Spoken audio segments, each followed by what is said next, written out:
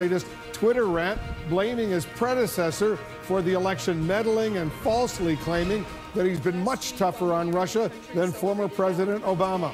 I'll speak with Congressman Ted Lieu of the Judiciary and Foreign Affairs Committees and our correspondents and specialists. They are all standing by with full coverage. Let's begin with today's guilty plea in the latest indictment brought by the special counsel, Robert Mueller. Let's go first to our chief national security correspondent, Jim Sciutto. Jim, take us through this case involving a Dutch citizen, Alex van der Zwaan.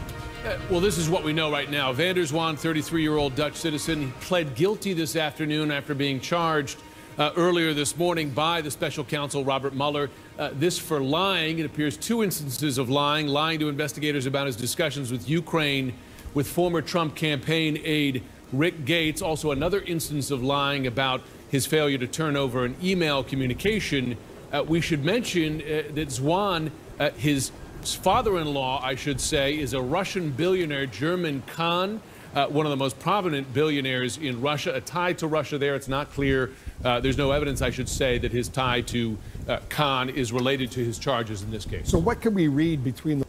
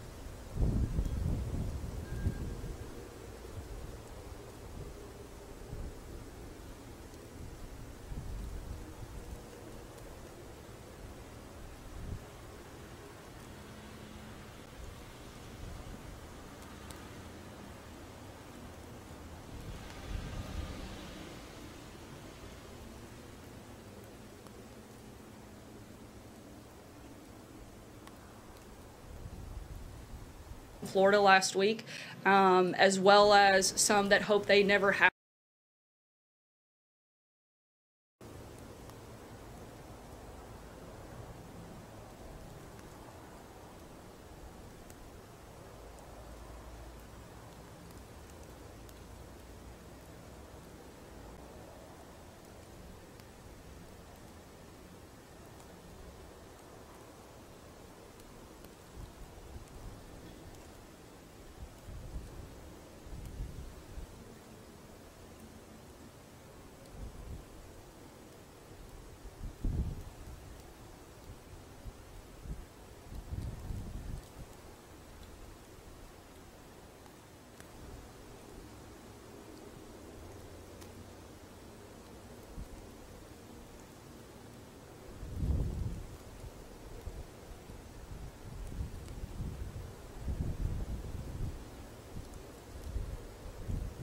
Machine guns. Bump stock devices were found on the firearms in the hotel room of the gunman in the Las Vegas shooting last October, where 58 people were killed at a music festival. We cannot merely take actions that make us feel like we are making a difference. We must actually make a difference. So today, the White House responding to the pressure on the gun issue with this memo, though it is largely symbolic since the Department of Justice has already been undertaking a process to determine whether banning bump stocks would be legal. Today, DOJ says that it understands this is a priority for the president. Meantime, the president vowing today to find a solution in the wake of that shooting in Florida. Unclear exactly what those solutions will be, Wolf, but he will be meeting with the students, teachers, and parents, including those from the Parkland community, here at the White House tomorrow to discuss all of this. Wolf? Pamela Brown at the White House for us. Thank you very much. Joining us now, Democratic Congressman Ted Lieu of California is a member of both the Judiciary and Foreign Affairs Committees. Congressman, thanks for joining us. Thank you, Wolf. Let's get back to our top story. New charges in the Russia probe. Alex van der Zwaan, a lawyer with ties to former Trump campaign aide Rick Gates, just entered a guilty plea for lying to federal investigators. How significant is this late-breaking development? I believe it's significant because it puts pressure on Gates to actually plead guilty.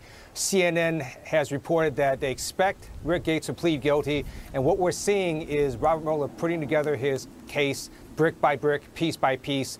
And Robert Mueller is being very methodical. But this guilty plea would almost lock in Rick Gates' guilty plea later this week. And that puts tremendous pressure on Paul Manafort. And if he were to flip, I think that would be very dangerous for the Trump administration. Well, if Mueller is turning up the heat on Rick Gates in order to get to Paul Manafort, as you suggest, what kind of information might he be after? So Rick Gates by himself was the deputy campaign manager for the Trump campaign, and he actually stayed on with the campaign even when Paul Manafort was released. So he might have seen a lot of different things we don't know, but clearly the Robert Mueller team is interested in getting a guilty plea and to get Rick Gates to cooperate. And then we know that Paul Manafort, as a campaign manager, had his hands in a lot of different things. So we're going to wait and see what happens. But as a former prosecutor, it is amazing to watch Robert Mueller be so methodical and put together his case brick by brick, piece by piece. Because the assumption is he's going after relatively small fish to get bigger fish. So you expect Mueller to keep moving up the chain. Do you expect him perhaps to move all the way up to the president? It's certainly possible. I do know that he would not have entered into a one-count guilty plea with Michael Flynn in order to get people below Michael Flynn. It would be people at his level or above him. So I expect more indictments to come of more senior people. Yeah, it looks like this investigation is continuing full speed ahead, and there's a lot more work that needs to be done. Let me get your reaction, Congressman, to President Trump's claim that he's been much tougher, his words, much tougher on Russia than President Obama was. Do you believe that? Absolutely not. And all we have to do is look at the bipartisan congressional sanctions law that was passed over 6 months ago. As we sit here today, Donald Trump has still refused to implement the bipartisan congressional sanctions on Russia. He's also refused to condemn the Kremlin, and he has refused to direct the FBI to prevent another attack on our democracy coming this November. That bipartisan sanctions law, by the way, was passed 98-2 in the Senate, I think 419-3 in the House. The president signed it into law. It was passed way back in August, as you point out. The president signed it because he knew he couldn't override a veto, but he still hasn't gone ahead and actually implemented any sanctions that are demanded as part of that law. How much longer can he continue to delay implementing sanctions, because it's the law of the land? The longer the White House and Donald Trump delays, the more suspicious it looks, because it makes you wonder, what does Putin have on Trump where he won't even implement the bipartisan, bicameral congressional sanctions that is now law and is on his desk to implement. Now, keep in mind that these sanctions, one of the reasons Congress did this was to hold Russia accountable for their attack on our democracy in 2016. So it's not just to deter Russia, it's also to hold them accountable, and so far Donald Trump is refusing to do that. Back in December of 2016, then President-elect, he was President-elect Donald Trump, told Time magazine, and I'm quoting him now, "I don't believe they interfered," referring to the Russians in the presidential elections. How do you believe the Russians are interpreting the various mixed signals now coming from the Trump administration, from the White House? All of the president's national security advisors say the Russians did it. They're still doing it. Get ready for more Russian interference. But the president holds back. He doesn't go that far. How do you think the Russians interpret those mixed signals? Well, it's very clear that everyone in the White House understands and knows that Russia interfered in our elections in 2016, except for the president. And that's very distressing, because we know that Russia is going to do this again.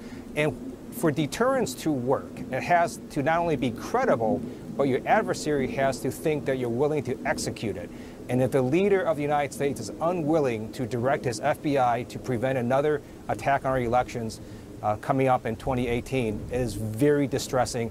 And that's why I think we need to keep pressure on and make sure that the president imposes sanctions and takes steps to try to prevent Russia from attacking us again. Even some Democrats, by the way, have criticized the President Obama's response to the Russian meddling. Your colleague, Congressman Adam Schiff, the top Democrat on the House Intelligence Committee, he has publicly said that President Obama and his administration could have and should have done more. What more should they have done?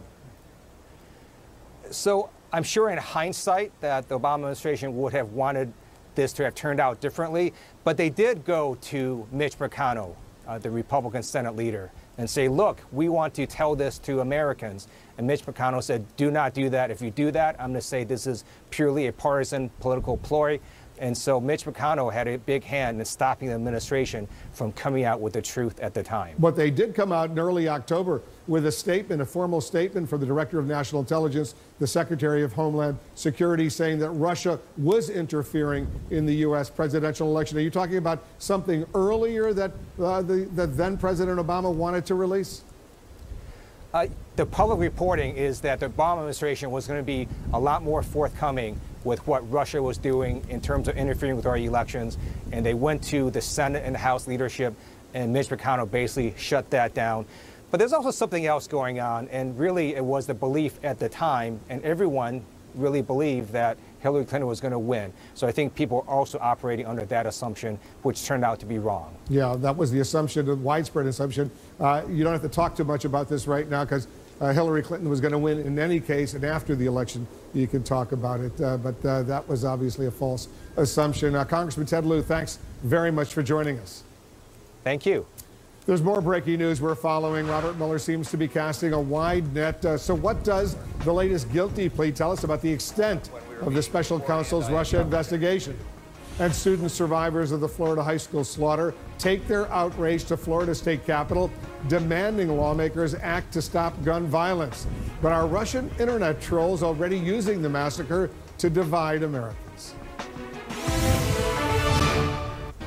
The Situation Room with Wolf Blitzer is sponsored by Fisher Investments.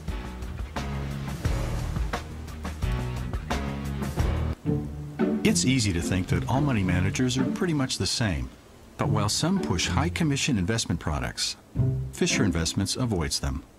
Some advisors have hidden and layered fees. Well or not, Fisher Investments fees are structured so we do better when you do better. Maybe that's why most of our clients come from other money managers. Fisher Investments, clearly better money management. Poisson river, mulgogi fisk. All countries have a word for fish. Universal, you can't argue. A fish for me, a fish for you. $5 for 2 sandwiches. Arby's, we have the meats. Experience the 2018 Lexus NX and the NX Hybrid with a class-leading 31 mpg combined estimate. Take advantage of special President's Day offers now through the 28th on the 2018 NX 300. Experience amazing at your Lexus dealer. Liberty Mutual saved us almost $800 when we switched our auto and home insurance. Liberty did what? Yeah, they saved us a ton, which gave us a little wiggle room in our budget. Wish our insurance did that. Then we could get a real babysitter instead of your brother. Hey, welcome back. This guy, right? Yes. Ellen. That's my robe. You could save $782 when Liberty stands with you. Liberty Mutual Insurance. Every time I smiled, I had to cover my mouth because I was so ashamed. When the denture slipped, I would have to excuse myself and go to the restroom virtually in tears. It kept me from being able to speak properly. I could not eat corn, apples, baby back ribs. I did not want dentures to be part of my life. I pretty much decided dental implants were the route I was going to take. Let's do a head-to-head comparison of dental implants versus dentures. With dentures, the ability to taste food, to bite and chew is altered. The worst thing about dentures, bone loss. When you put an implant inside the bone, which is like the root of a tooth, now you preserve the bone. It's a game changer. With implants, you walk into a restaurant, you order anything you want. You eat just like you have real teeth. Before you knew it, here I was with my brand new teeth. Schedule your free consultation today. We'll even talk about financing options. I can smile, my confidence is back. Call Clear Choice today. Welcome back to the dealership where Mitch is trading in his two-seater for a minivan. Minivan? I hear it comes with an optional dad buy. He promised his wife he'd get 10 grand for their trade. No pressure. And he's off. He's got the speed. He's on track. He's up. Nothing can stop this guy. Except that. Go ball. Grab your diaper bag because Daddy just made a mess. Don't play the game. Get a fair trade-in for your car at Carvana, the new way to buy a car. Last year's ad campaign was a success for ChoiceHotels.com. Bada book, bada boom. This year, we're taking it up a notch. So in this commercial, we see two travelers at a Comfort Inn with a glow around them. So people watching will be like, wow, maybe I'll glow too if I book direct at ChoiceHotels.com. Who glows? Just say bada book, bada boom. Nobody glows. He gets it. Always the lowest price, guaranteed. Look now at ChoiceHotels.com. The modern man values craftsmanship, confidence, and hard work. At Joseph A. Bank, we create classic menswear tailored for the modern man, because looking good is a tradition that never goes out of style. Closed captioning brought to you by Garlic, cholesterol's natural enemy. My cholesterol is borderline. I can worry about it or do something about it. Garlic helps maintain healthy cholesterol naturally, and it's odor-free and pharmacist recommended. Garlic. Breaking news, a lawyer with ties to a former Trump campaign aide and ties to a Russian billionaire pleads guilty to lying to the special counsel's investigators. Let's dig deeper with our chief legal analyst, Jeffrey Toobin. Jeffrey, after reading through this indictment, what does it tell you about the intensity, the extent of Mueller's investigation right now? It really says don't mess with Robert Mueller. This is an office interview where Van der Zwaan admitted that he lied. In many cases, in many U.S. attorneys' offices, that would not necessarily be prosecuted. They would go back to him, they would say, you know, you better tell us the truth, they would threaten, but they would not they would not actually charge a criminal false statement. Here, based on the false statement by this lawyer, Van der Zwaan, they have charged him with a felony, he's pleaded guilty, and it's a message to everyone who's been interviewed by the Mueller office, and it's a lot of people by now. If you lie, there will be consequences, and you will be prosecuted for a felony. So what's the biggest development from today's guilty plea? Well, the other thing that's very noticeable about this guilty plea is the intensity of the investigation. It refers to deleted, that the Mueller office has learned that Van der Zwaan deleted emails. That suggests they engaged in a forensics examination of his emails, something that is pretty unusual and certainly not usually done with peripheral figures in investigation. Again, it's another message that even if you think you are a small fish, we will prosecute you and we will investigate you using every tool at our disposal. We've now seen charges against the president's former campaign chairman, the president's former national security advisor, 13 Russians, as well as a few minor characters. Does this give you any clues about where Mueller might be heading next? Well, I think the real clue we have, especially from last Friday's indictment, is despite the best efforts of all of us who've tried to find out, we don't know. Because who among us knew that 13 Russians were going to be indicted last Friday? I don't think anybody did. You know, this investigation has been on total lockdown when it comes to the press, and we don't know where it's going. But we do know they are not close to finishing. You don't indict 13 people. You don't get a guilty plea the next week if you were wrapping up your business. This investigation seems to be dead in the middle of where they're going, and they are not anywhere near wrapping up yet. Yeah, you're absolutely right. We're going to have more legal questions for you later in the Situation Room, Jeff. Don't go too far away. Also coming up, as new details emerge about the Florida high school shooter, students who survived the massacre take their outrage to the state capitol, demanding action on gun violence. Stay with us. You're in the Situation. Hiring was always a huge challenge. Endless hours on job sites with not a lot to show for it. Then, I found ZipRecruiter. They figured out hiring. I post my job, they put it all over the web, and they send me the right people, because their technology is smart. ZipRecruiter often sends me the right person in 24 hours. ZipRecruiter, the smartest way to hire. Try it for free today at ZipRecruiter.com/smartest.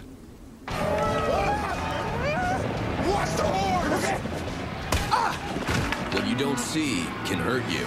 Today's connected world is full of threats you may not see if you just monitor your credit to help protect your identity. LifeLock sees more, like your personal information on the dark web. And now with the power of Norton, we detect threats like ransomware too, to help protect your identity and devices. Plus, if there's an identity theft problem, we'll work to fix it with our $1 Million protection package. Get new LifeLock with Norton, starting at $9.99 a month.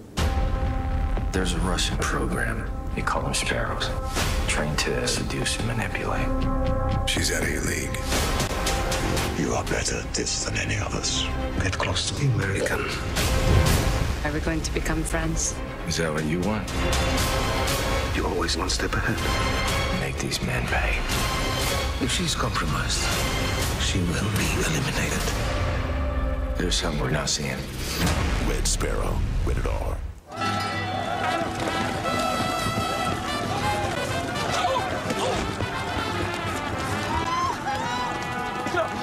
Please, help!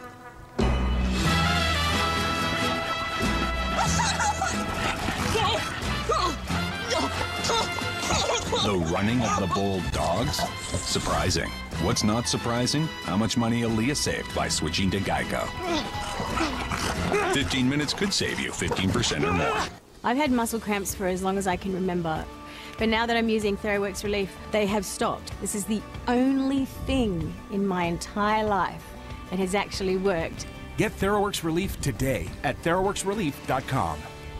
I lost 50 pounds on Jenny Craig, and you can too. Introducing Rapid Results by Jenny Craig. Lose up to 16 pounds in just 4 weeks. Pasta, pizza, burgers. You get to eat really good food 6 times a day, and you don't even have to cook. The program includes a personal weight loss expert who understands men. None of that group meeting stuff. This is the best program for a busy guy. Now lose 16 pounds for $16 plus the cost of food, and get $100 in free food. Hurry, this offer won't last long.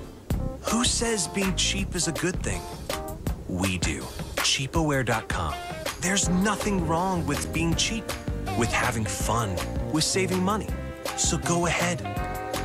Be smart. Be cool. Be cheap. Just download, click, or call and save on the best flights, hotels, cars, and more. CheapAware.com. Go ahead. Be cheap. The deadliest school shooting since Sandy Hook. The students of Stoneman Douglas speak out to demand action and an end to the violence once and for all. Stand Up, a live CNN town hall hosted by Jake Tapper. Tomorrow evening, 9 Eastern. If you're a small business owner, now there's a fast and secure way to qualify for a low-cost SBA loan right online. We're SmartBiz Loans, rated best place to apply online for an SBA loan. We'll help you pre-qualify for up to $350,000 of working capital, or even up to $5 million to buy your building. We have a 10-year loan. Our repayment is only $1,600 a month. Now with the SBA loan, we're only paying 6%, and I can afford that. Apply now at smartbizloans.com. SBA loans made easy. Most people don't know that pharmacy prices vary wildly and that insurance isn't always your best bet. GoodRx is an easy way for Americans to save up to 80% on their prescriptions. You type in the name of your prescription, you find a coupon, and save. GoodRx works at virtually every pharmacy in America. This year, we'll save Americans over $1 billion on their prescriptions. There's no membership required with GoodRx. It's totally free, and we don't need any personal information. Go to GoodRx.com to see if you can save on your prescriptions. This is CNN, the most trusted name in news. We're following multiple late-breaking stories, including this afternoon's guilty plea in special counsel Robert Mueller's investigation. A lawyer with ties to a Russian billionaire as well as to former Trump campaign aide Rick Gates just pled guilty to lying to federal investigators. Let's bring in our political experts. And Gloria, I want you to react to this late-breaking development. What does it mean as far as your analysis is concerned to the overall investigation? Well, first of all, it means that Bob Mueller's playing hardball here. You cannot lie to federal investigators, period. If you lie to the special counsel, you are going to get prosecuted. And that is exactly what happened here. It's very clear to me from reading the documents, they did a forensic investigation and they found out that he was lying to them, and they said, sorry, you can't do that, no matter who you are. I mean, here's an attorney at a prominent law firm, and it didn't matter. So you can't lie, you can't engage in conspiracies to defraud the United States government, and you're going to be prosecuted as a result. I think they got the information they needed from him. He pled guilty, and they're moving on. Yeah, he agreed to what they call a proffer agreement. Exactly. Meaning he told what he knows, right. And now they're moving on. Presumably, he might get a reduced sentence as a result of that proffer agreement, that cooperation. But we shall see. How do you see it, Neil? Yeah, and that's the moving on part. That's the part we sort of don't know, right? Is it moving on? Who is the bigger fish here? Is it Rick Gates? Is it Paul Manafort? Is it someone else? I mean, he's a fairly low-level figure, even though it does send this major message to all the other figures who might be involved, including the President of the United States. Of course, we know his lawyers are signaling there is some nervousness about him talking to the special to Bob Mueller. So yeah, I mean, that's the thing. We have this sort of series of disclosures from Robert Mueller on Friday, those 13 indictments, and then the surprising guilty plea here today. So this is in a town that likes to leak. Robert Mueller isn't among those who is leading this investigation where there are many leaks. And Gloria's right. If you're working for a major law firm like Skadden Arps here in Washington or in London or any of their other offices, you should know better than to lie to a federal official, to the FBI. Yeah. You should know better, but clearly he did not. You know, it's also interesting, Bianna, that van der Zwan's wife is the daughter of a very prominent Russian oligarch who was named, by the way, by the Treasury Department just the other day, a Russian billionaire. What, if any, red flags does that raise for you? Well, just another reminder that all oligarchs have ties to the Kremlin, of course. This charge that he lied about a client, the former president of Ukraine, Viktor Yanukovych, who was a client of Rick Gates and Paul Manafort.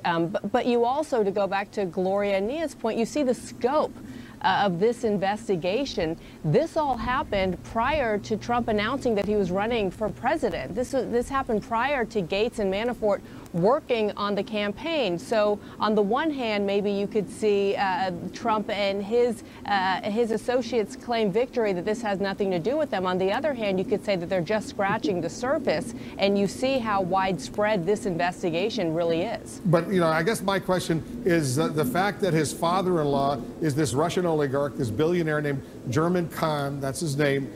Was that simply a coincidence, or did that trigger some alarm bells when Mueller and his team were investigating this 33-year-old lawyer?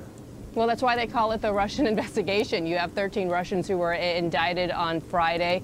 This client, Viktor Yanukovych, was supported by Vladimir Putin. He was a pro-Russian president of Ukraine. So you can see where the ties lie, and you see how oligarchs work in Russia. The deal with Vladimir Putin in the Kremlin is you get to keep your money, and when I need you to do my dirty work, you come in handy and you do that so that my hands are clean. And this could very well be one of those situations. Ever since Friday, Gloria, the 13 indictments against these Russians were announced by Mueller. The president has been lashing out at everyone as a result of this, but now he's going after his predecessor, President Obama, tweeting this: "I have been much tougher on Russia than Obama. Just look at the facts. Total fake news." What is he basing that claim on? First of all, there is this obsession with President Obama. There's an obsession with Hillary Clinton. He ought to kind of get over that, because the Russia investigation is not investigating Barack Obama.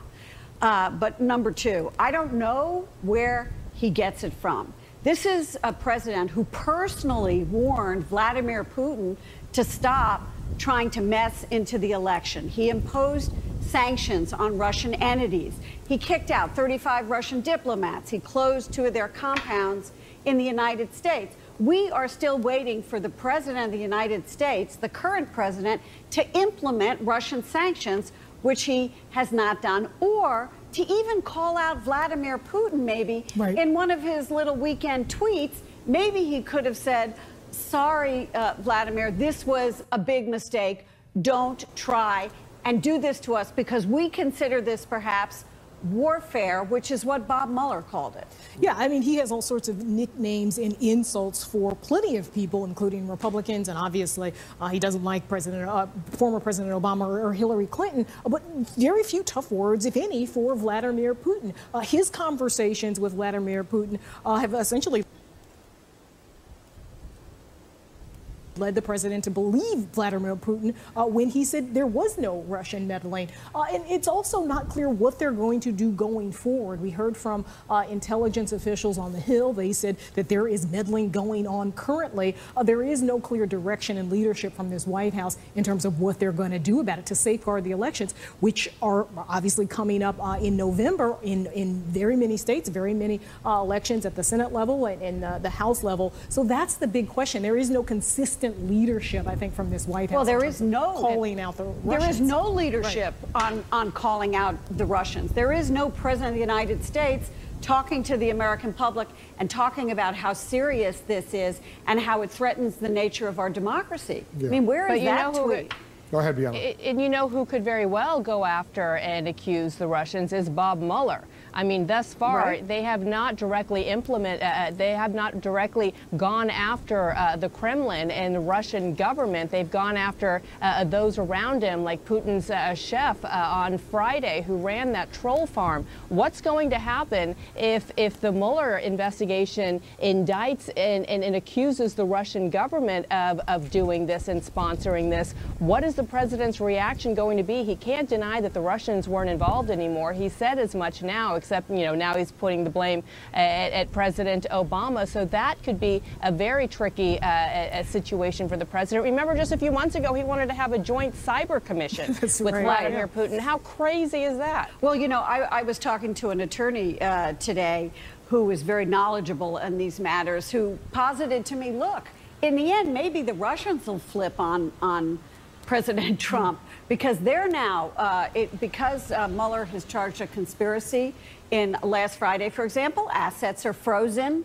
And maybe if the Russians get upset enough, if, for example, these sanctions are implemented, maybe in the end it'll be the Russians who say, wait a minute, we don't want to deal with this anymore. It's not good for us. And remember, as we reported when President Obama met with Putin, he told him cut it out. Right. When President Trump met with Putin, he emerged and President Trump said, I thought Putin was sincere in issuing those denials. Except very different. Remember, yeah, go ahead, Bianca. Remember last summer, Vladimir Putin himself said, well, maybe some patriotic hackers did this. So he acknowledged more than President Trump thus far has acknowledged. Everybody stick around. We've got a lot more following multiple breaking stories. We'll be right back.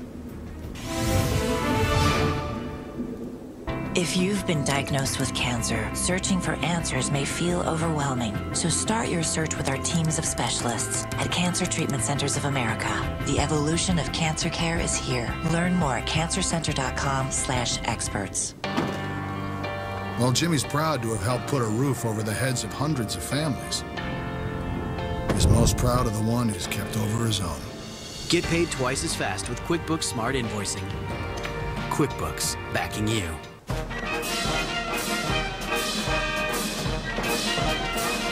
Take 5, guys.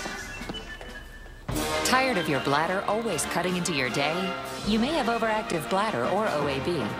That's it. We really need to get with the program and see the doctor. Take charge and ask your doctor about Mirbetriq Mirabegron for OAB symptoms of urgency, frequency, and leakage. It's the first and only OAB treatment in its class. Mirbetriq may cause serious allergic reactions. If you experience swelling of the face, lips, throat, or tongue, or difficulty breathing, stop taking Mirbetriq and tell your doctor right away. Mirbetriq may increase blood pressure. Tell your doctor right away if you have trouble emptying your bladder or have a weak urine stream. Mirbetriq may affect or be affected by other medications. Before taking Mirbetriq, tell your doctor if you have liver or kidney problems. Common side effects include increased blood pressure, common cold symptoms, urinary tract infection, constipation, diarrhea, dizziness, and headache. Okay, time to do this. Don't let your bladder always take the lead. Ask your doctor if Mirbetriq is right for you and visit mirbetriq.com to learn more. Looks great, honey. Right? Sometimes you need an expert. I got it. And sometimes those experts need experts. On it.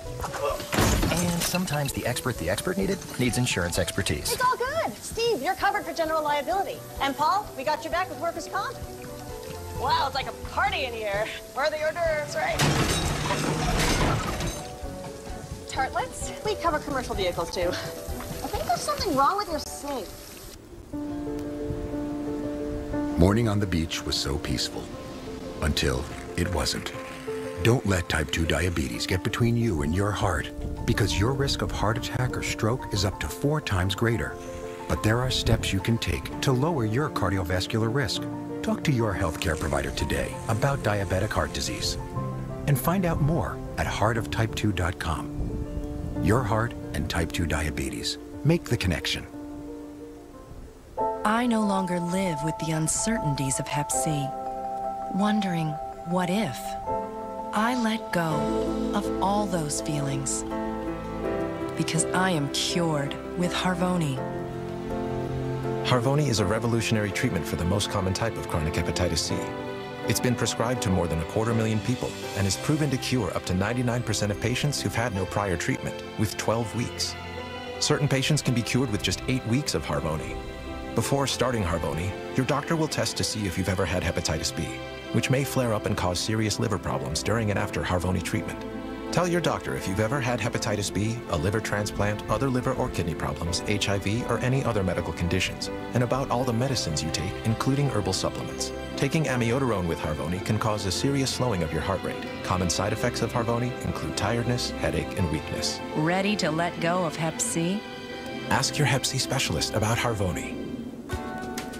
If you have moderate to severe plaque psoriasis, little things can be a big deal. That's why there's Otezla. Otezla is not an injection or a cream. It's a pill that treats psoriasis differently. With Otezla, 75% clear skin is achievable after just 4 months, with reduced redness, thickness, and scaliness of plaques. And the Otezla prescribing information has no requirement for routine lab monitoring. Don't use if you're allergic to Otezla. Otezla may cause severe diarrhea, nausea, or vomiting. Tell your doctor if these occur. Otezla is associated with an increased risk of depression. Tell your doctor if you have a history of depression or suicidal thoughts, or if these feelings develop. Some people taking Otezla reported weight loss. Your doctor should monitor your weight and may stop treatment. Other side effects include upper respiratory tract infection and headache. Tell your doctor about all the medicines you take and if you're pregnant or planning to be. Otezla, show more of you. We're back with our political experts. Gloria, let's talk about guns for a moment. The president today announcing he's ordering the Justice Department to look into a possibility of banning what are called these bump stocks that can make a rifle almost like a machine gun. Where does that go from here? Well, I think that it may move a little faster. We don't know. They were already reviewing this, and the reason that the Justice Department was reviewing it is because Congress didn't want to vote on it. And so they're proposing it as a rule as opposed to a piece of legislation. And so now the president is ordering the Justice Department to propose this rule. They still have to look at it. But what struck me in this release that they sent out, in this memorandum for the Attorney General, the president stated yet again, although the Obama administration repeatedly concluded that particular bump stock type devices were lawful to purchase, blah, blah, blah. So, in other words, one more shot at the Obama administration, even in proposing this rule. Interesting. Even if they do.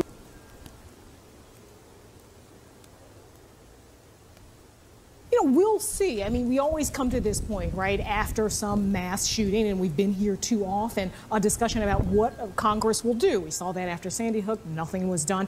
And you imagine that in an election year, it will be the same thing. It will be very hard to do anything. Maybe background checks. There's been a bill floating around the Senate that would make it a little tougher, that would make sure or incentivize state and local authorities to put more information into the background check system. We'll see if that happens. But anything beyond those kind of small measures, and it's not even clear that a measure like that would have prevented this young man from actually getting all the weapons that he had. Some of them seem to be, maybe he got them illegally, some he seemed to have gotten legally, so it's not clear that even something like that would have. What about renewing the assault weapons ban? Doubtful. I mean, because the NRA is still very powerful. It's an organization that gave $30 million to President Trump. You haven't heard him talk about that, and it's very difficult to see folks, particularly in the House, doing anything on the assault weapons ban because they essentially feel like anything will be a slippery slope in terms of gun control. You know, it's interesting referring to the assault weapons ban, even as these students who survived this massacre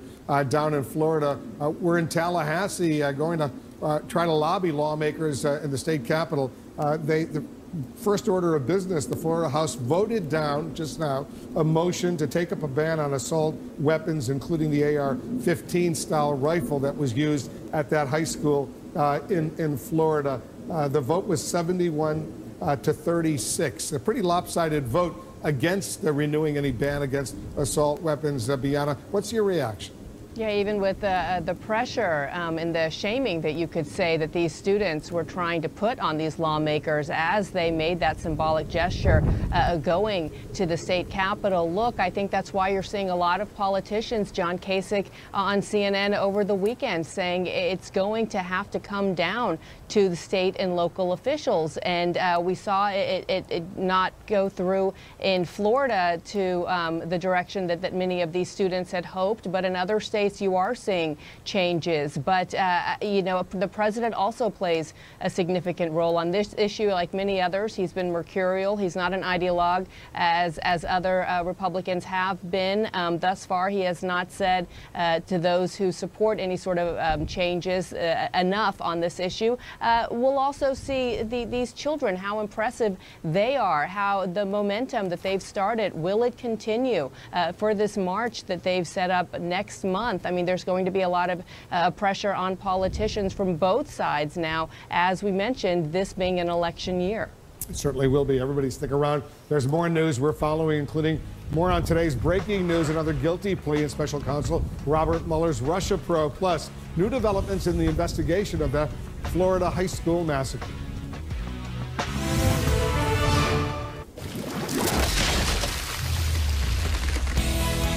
Life happens everywhere. Like it never even happened, only happens here. The cleanup and restoration specialists at 1-800-SERVPRO and ServPro.com. I lost 25 pounds on Jenny Craig. From a top diet 8 years straight comes the all-new Rapid Results by Jenny Craig. Lose up to 16 pounds in just 4 weeks with food you love. Eat 6 times a day with no prepping or cooking. You have your breakfast, lunch, and dinner ready to go. It's all laid out for you. So you can get on with your day and watch the pounds melt off. Man up, give them a call. Start Rapid Results and lose 16 pounds for $16 plus the cost of food and get $100 in free food. You wouldn't accept an incomplete job from anyone else. Why accept it from your allergy pills? Flonase relieves your worst symptoms, including nasal congestion, which most pills don't. Flonase helps block 6 key inflammatory substances. Most pills only block 1. Flonase. If you just sign that first I'm one so there. sorry. I don't feel comfortable signing that. I don't get the math here. Was this the same car we talked about? What's this dealer preparation? I'm so sorry. This just is not what we talked about.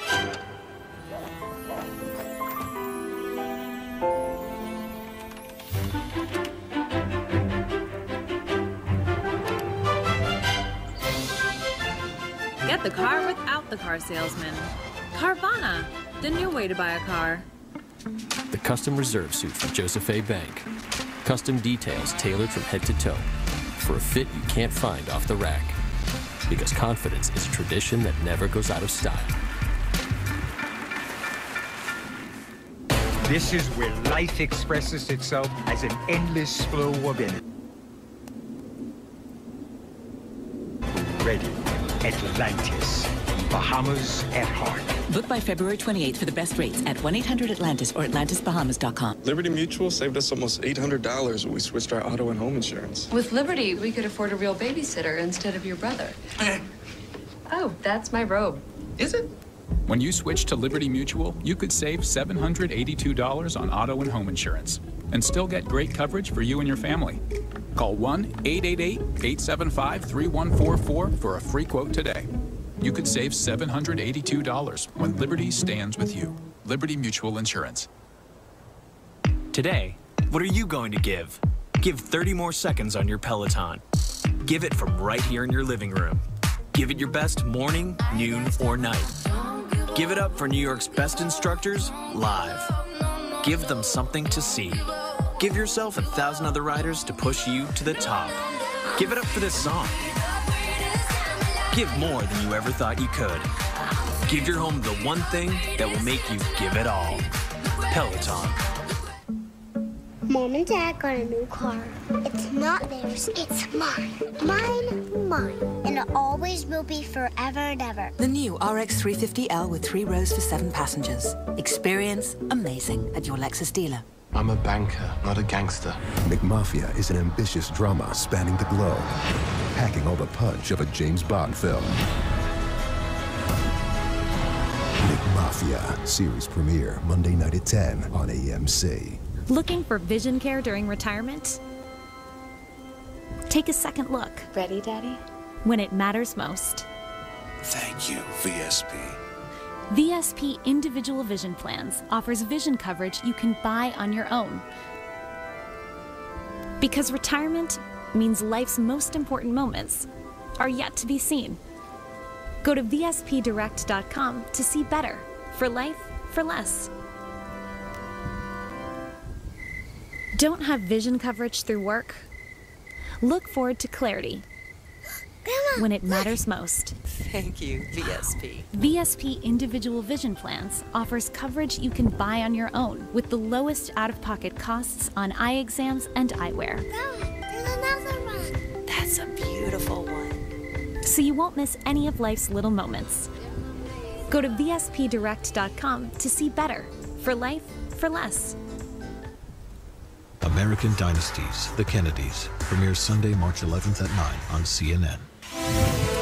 We're following breaking news ahead of tomorrow's groundbreaking CNN town hall on guns. Late this afternoon over at the White House, President Trump announced he's directing the Attorney General to propose regulations banning devices which effectively turn semi-automatic rifles into machine guns. That would include what are called bump stocks used by the gunman who killed 58 people and wounded nearly 500 last year in Las Vegas. CNN's Brian Todd is joining us with more on the gun debate, which reignited in the wake of the massacre in Florida at that high school late last week. Brian, there's growing demand for action on guns and new developments in the investigation. That's right, Wolf. Tonight we're learning as the students arrived at the Florida Capitol, students from Douglas High School arrived at the Florida Capitol to lobby for gun control. The Florida legislature showed just how tough changing those laws is going to be, voting to not even take up debate on an assault weapons ban. Meantime, we're learning more tonight about the threatening behavior exhibited by the Florida shooter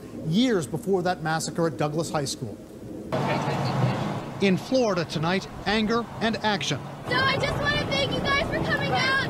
Busloads of students who survived the attack at Douglas High School in Parkland are converging on Florida's state capitol with a clear and passionate message. They want tighter gun control laws, a ban on assault-style rifles and high-capacity magazines. If you aren't with us, you're against us. We're trying to save the lives of innocent children. So, and if you're not for that, then we're going to vote you out. The student-led call for change comes as investigators are learning more about Nicholas Cruz, the confessed mass murderer. Ariana Lopez, a former friend of Cruz's, tells CNN back in 2015 he asked her to be in a relationship with him. When she refused, she says he stalked her. In a new interview today, she said Cruz's behavior raised alarms with her and others who knew him. He used to sell knives out of his lunchbox, which I thought was like insane because you can't have knives. This is a school. He's like, hey guys, want some knives? He talked about killing our parents, our friends, boyfriends, and girlfriends. Cruz's behavior raised red flags with social workers as well. A 2016 report from Florida's Department of Children and Families, based on an in-home visit by social workers, says Cruz's mother said he had started cutting himself after a breakup, that he'd gotten into a fight with another student over a girl, and that Cruz was depressed and wanted to buy a gun. But it concluded at the time that Cruz's level of risk was low because an official of that agency tells CNN he was living with his mother and getting counseling. As frustration grows over missed signals on the ground, CNN has learned there's new evidence that pro-Russian social media trolls are trying to capitalize on the shooting from cyberspace, using the massacre to divide Americans. The trolls, some of them automated, jumped on the story last week with a spike in tweets, according to disinformation trackers at the firm New Knowledge. Many tweets were pro-gun, like this one that read, "After 11 U.S. school shootings this year, is it time to arm teachers?" Others were more conspiracy-oriented, such as, "It's only a coinkydink the shooting in a gun-free school is in a Democrat county run by Democrats and very close to a large FBI office." Ultimately, the goal of this type of attack or this type of influence operation is to sow discord.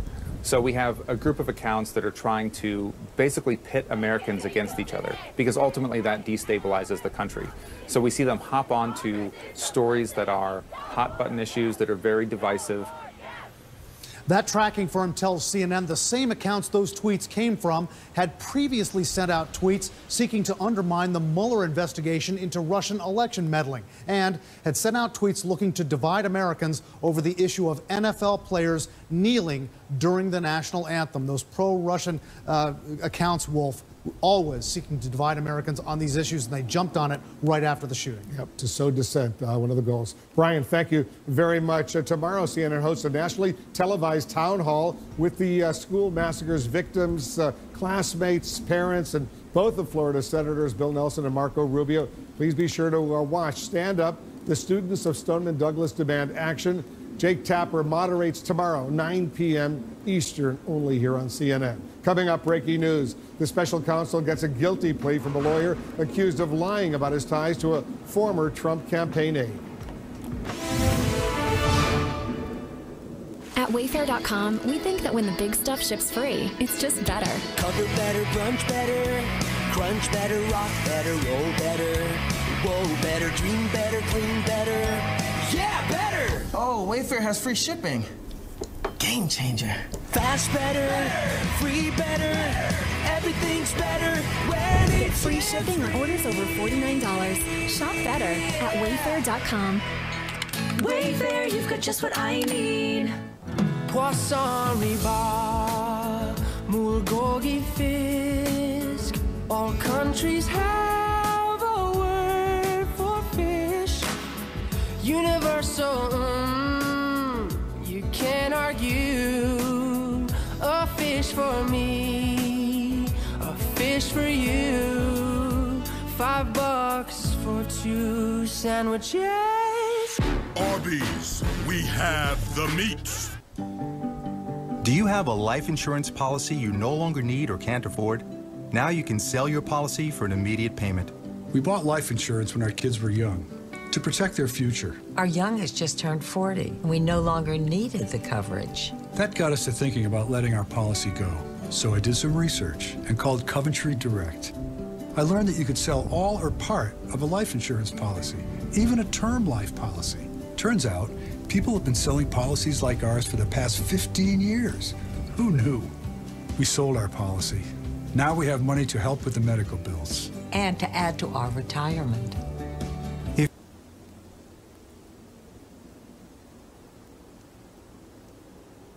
$100,000 or more of life insurance, you may be a candidate to sell your policy. Call 1-800-382-9600 or visit CoventryDirect.com for a free information packet. 1-800-382-9600. Coventry Direct, redefining insurance. Last year's ad campaign was a success for ChoiceHotels.com. Bada book, bada boom. This year, we're taking it up a notch. So in this commercial, we see 2 travelers at a Comfort Inn with a glow around them. So people watching will be like, wow, maybe I'll glow too if I book direct at ChoiceHotels.com. Who glows? Just say bada book, bada boom. Nobody glows. He gets it. Always the lowest price, guaranteed. Book now at ChoiceHotels.com. I'm Sarah. Matthew Bubble Tummy III. Getting judged on your name is tough. At Overstock, our name makes people think we sell overstock goods, but it's really beautiful new furniture and home decor, all at Overstock prices. My bladder leakage was making me feel like I couldn't spend time with my grandson. Now, Depend FitFlex has their fastest absorbent material inside, so it keeps me dry and protected. Go to Depend.com, get a coupon, and try them for yourself. The deadliest school shooting since Sandy Hook. The students of Stoneman Douglas speak out to demand action and an end to the violence once and for all. Stand Up, a live CNN town hall hosted by Jake Tapper. Tomorrow evening, 9 Eastern. Did you know that every time you use the internet, you put yourself at risk? Not only can your internet service provider see every website you visit, hackers can see your transaction details, strangers can monitor your children's activity, and your information can be exploited without your knowledge. That's why you need NordVPN. NordVPN uses military-grade security protocols that protect your information so no one can see what you do online. In just a few clicks, you can protect up to 6 devices for just $4 per month. Don't risk being hacked. Install NordVPN and protect yourself from annoying ads, cyber criminals, and strangers, all while you enjoy secure streaming, ad blocking, and malware blocking benefits. For ultimate online privacy, there's only one solution: NordVPN. To get military-grade security for the whole family on up to 6 devices from just $4 per month, visit NordVPN.com/TV today. This is CNN, the most trusted name in news. Happening now, breaking news. Russia probe plea. A lawyer formally admits to lying to the special counsel's team as Robert Mueller turns up the heat on former Trump campaign officials now under indictment. Does Mueller have a new cooperating witness to help him make his case? Distorting reality. The White House declaring again tonight that the Russia probe is a hoax and claiming Mr. Trump has been tougher on Moscow than President Obama.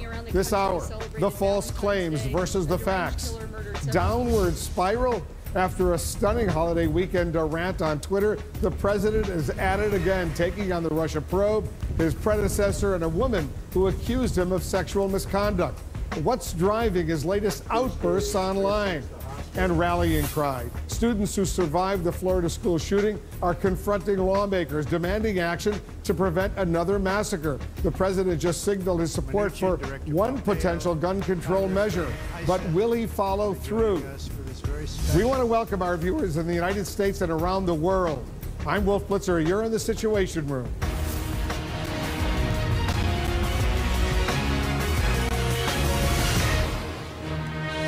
This is CNN Breaking News. Breaking tonight, a new guilty plea in the Russia investigation by a lawyer linked to former Trump campaign chairman Paul Manafort and his deputy Rick Gates, and to a wealthy Russian power couple. Special counsel Robert Mueller cutting another deal, racking up more charges, and possibly signaling that another big shoe could drop at any time. This hour, I'll talk with former Defense Secretary Leon Panetta about the Russia probe, President Trump, and much more. And our correspondents and specialists, they are also standing by. First, let's go to our justice correspondent, Jessica Schneider. Jessica, what do we know about this guilty plea, and how does it figure into Robert Mueller's broader investigation? Well, Wolf, that 33-year-old Dutch lawyer, Alex van der Zwaan, he has confessed to lying to investigators about his contacts with former Trump campaign official Rick Gates. And after that confession in December, he told prosecutors what he knew. Well, today, van der Zwaan pleaded guilty. Van der Zwaan had done work for Paul Manafort, and he had multiple contacts with Rick Gates. So the question now is, what exactly did he reveal to the special counsel, and will it put further pressure on both Manafort and Gates? Special counsel Robert Mueller now has another guilty plea in his Russia probe. Alex van der Zwaan, a London-based attorney with ties to former Trump campaign chairman Paul Manafort and top campaign official Rick Gates, has pleaded guilty to giving false statements to the special counsel's investigators about his communications with Gates just 2 months before the election. Though it's unclear what the two discussed or why van der Zwaan lied, his plea may prove helpful to Mueller's team. Now, in this particular case, Manafort had a relationship with the Ukrainian government, and this lawyer was doing work for the Ukrainian government. So that's the link, and he'll try to turn this witness against Gates, against Manafort, and possibly against others. Van der Zwaan was part of a team of attorneys at the prominent international law firm Skadden Arps that drafted a report commissioned by Paul Manafort in 2012. The report was used by allies of the then pro-Russian Ukrainian President Viktor Yanukovych to justify jailing a political opponent. Paul Manafort was indicted in October in connection with his lobbying work for the Ukrainian government and alleged money laundering. Manafort has pleaded not guilty. Van der Zwaan is also the son-in-law of prominent Russian billionaire German Khan. Khan co-founded the investment group that owns Alfa Bank. CNN reported last year that the FBI investigated whether that bank had a computer server connection to the Trump organization during the 2016 campaign. But the White House today is pointing to van der Zwaan's false statement charges as further evidence that the Mueller team does not have any evidence of Trump campaign collusion with the Russians. We do know that this indictment, just like the one on Friday, only reinforces our overarching point when it comes to the special counsel's investigation, which is that, as the president has long stated, there's no evidence of collusion because none existed, and that there's going to be no findings of wrongdoing. Much like the 13 indictments of Russian nationals announced by the Justice Department on Friday, this latest charge against van der Zwaan actually does not address the issue of collusion. But the charges do show the progress of the special counsel's investigation and its steady pressure on people surrounding the president, past and present. In just about 9 months, Mueller has brought charges against 22 people and entities, 4 of whom are former Trump associates. Beyond Paul Manafort, there's Manafort's deputy, Rick Gates, former National Security Advisor Michael Flynn, and campaign advisor George Papadopoulos. 4 of the cases have resulted in guilty pleas, including today's plea from van der Zwaan. Rick Gates has been negotiating a plea deal that could include testifying against former Trump campaign chairman Paul Manafort. And according to people familiar with the inquiry, Mueller's interest in President Trump's son-in-law Jared Kushner has moved beyond his Russia contacts and now includes Kushner's company's financing efforts from foreign entities during the presidential transition. So now the question is, will Rick Gates become the 5th person to plead guilty? And if so, how soon? Now, when it comes to van der Zwaan, the FBI has seized his passport. He is not allowed to travel back to London, where his lawyers say his wife is having a difficult pregnancy, and his sentencing will be in early April. He does face up to 5 years in prison, though he'll likely get 0 to 6 months and will likely have to pay a fine. Because he's had that proffer cooperation agreement with the prosecutors. He's pled guilty, no trial, get a reduced sentence as a result. Jessica, thank you very much. Tonight, the White House, the Trump White House is defending the president's latest attempts to discredit the Russia investigation and shift the blame away from him and his campaign. The White House Press Secretary Sarah Sanders repeating Mr. Trump's easily refuted claim that he's been tougher on the Kremlin than President Obama. Let's go to our senior White House correspondent, Pamela Brown. Pamela, this was the first briefing since the president launched his newest Twitter tirade.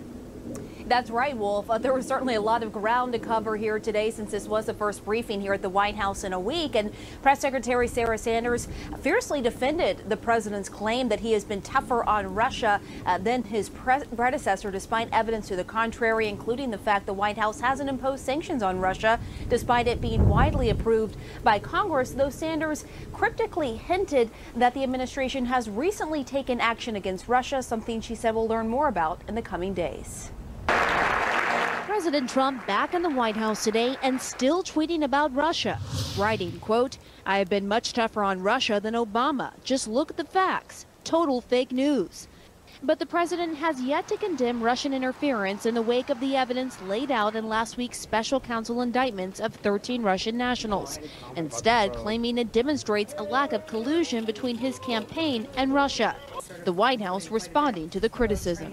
He actually called out Russia by name in his official statement that went out shortly after those indictments came down. He called them bad actors and specifically called out Russia. It was the only individual in that statement. That was the first reaction of the president. So I would disagree with the premise of your question. He's also, again, been extremely tough on Russia in a number of different ways, and we're going to continue to do that. Trump's argument against former President Obama centers around these remarks made prior to the 2016 election. There is no serious person out there who would suggest somehow that you could even rig America's elections, in part because they're so decentralized and the numbers of votes involved. There's no evidence that that has happened in the past or that there are instances in which that will happen this time. And so I'd advise Mr. Trump to stop whining and go try to make his case to get votes. Those comments were a response to candidate Trump's claims the election was rigged, not about Russian meddling. And Obama did directly confront Russian President Putin about meddling and impose sanctions, something Trump has yet to do. And so in early September, when I saw President Putin in China, I felt that the most effective way to ensure that that didn't happen was to talk to him directly and tell him to cut it out. And there were going to be some serious consequences if he didn't. And in fact, we did not see further tampering of the election process. But Trump is still blaming Democrats for the Russia investigation, tweeting, quote, "When I easily won the Electoral College, the whole game changed and the Russian excuse became the narrative of the Dems." Trump's press secretary echoing the president's argument today. He has been tougher on Russia in the first year than Obama was in 8 years combined. He's imposed sanctions. He's taken away properties. He's rebuilt our military. He has done a number of things to put pressure on Russia and to be tough on Russia. Just last week, there was an incident that'll be reported in the coming days. Meanwhile, in the aftermath of last week's shooting at a high school in Parkland, Florida, the president today announcing he is directing his attorney general to take steps to ban bump stocks. And just a few moments ago, I signed a memorandum directing the Attorney General to propose regulations to ban all devices that turn legal weapons into machine guns. Bump stock devices were found on the firearms in the hotel room of the gunman in the Las Vegas shooting last October, where 58 people were killed at a music festival. We cannot merely take actions that make us feel like we are making a difference. We must actually make a difference.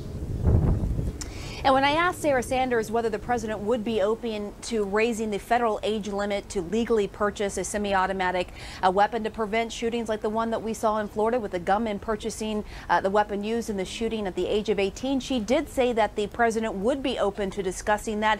It was very clear the White House is leaving the door open for ideas. And here tomorrow, the president will be meeting with teachers, students, high school teachers and students to figure out other ideas, other solutions. The president vowing today to come up with a solution to prevent another mass shooting at a school. Back to you, as Wolf. we've mentioned, Pamela, several times in Florida, you could buy an AR-15 semi-assault weapon, if you want, semi-automatic weapon at the age of 18, but you have to be 21 to legally buy a can of beer. It says something about state of Florida right now. Let's see if they change that as a result of what happened, that massacre at that high school. Pamela Brown, thank you very much. Let's get some reaction to these breaking stories. Leon Panetta is joining us. He served as Defense Secretary and CIA Director during the Obama administration. Mr. Secretary, thanks for joining us.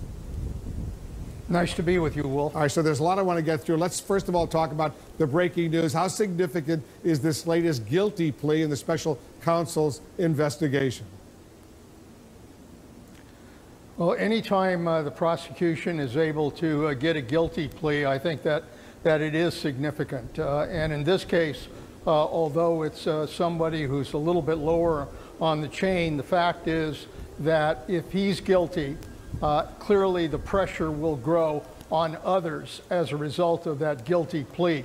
So there's no question that special prosecutor is building slowly, carefully, and very efficiently a case here with regards to the individuals that he's been investigating. How do you respond, Mr. Secretary, to President Trump's tweet today, his accusation that the Obama administration didn't do enough to counter Russia and its meddling in the U.S. presidential elections?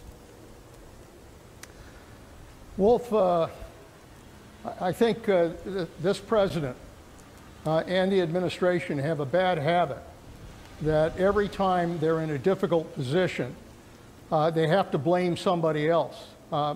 Blame President Obama, blame the Democrats, blame the FBI, blame our intelligence forces. They're always reaching out to blame somebody else. And obviously, I think anybody who looks at the facts knows that that's a ridiculous charge.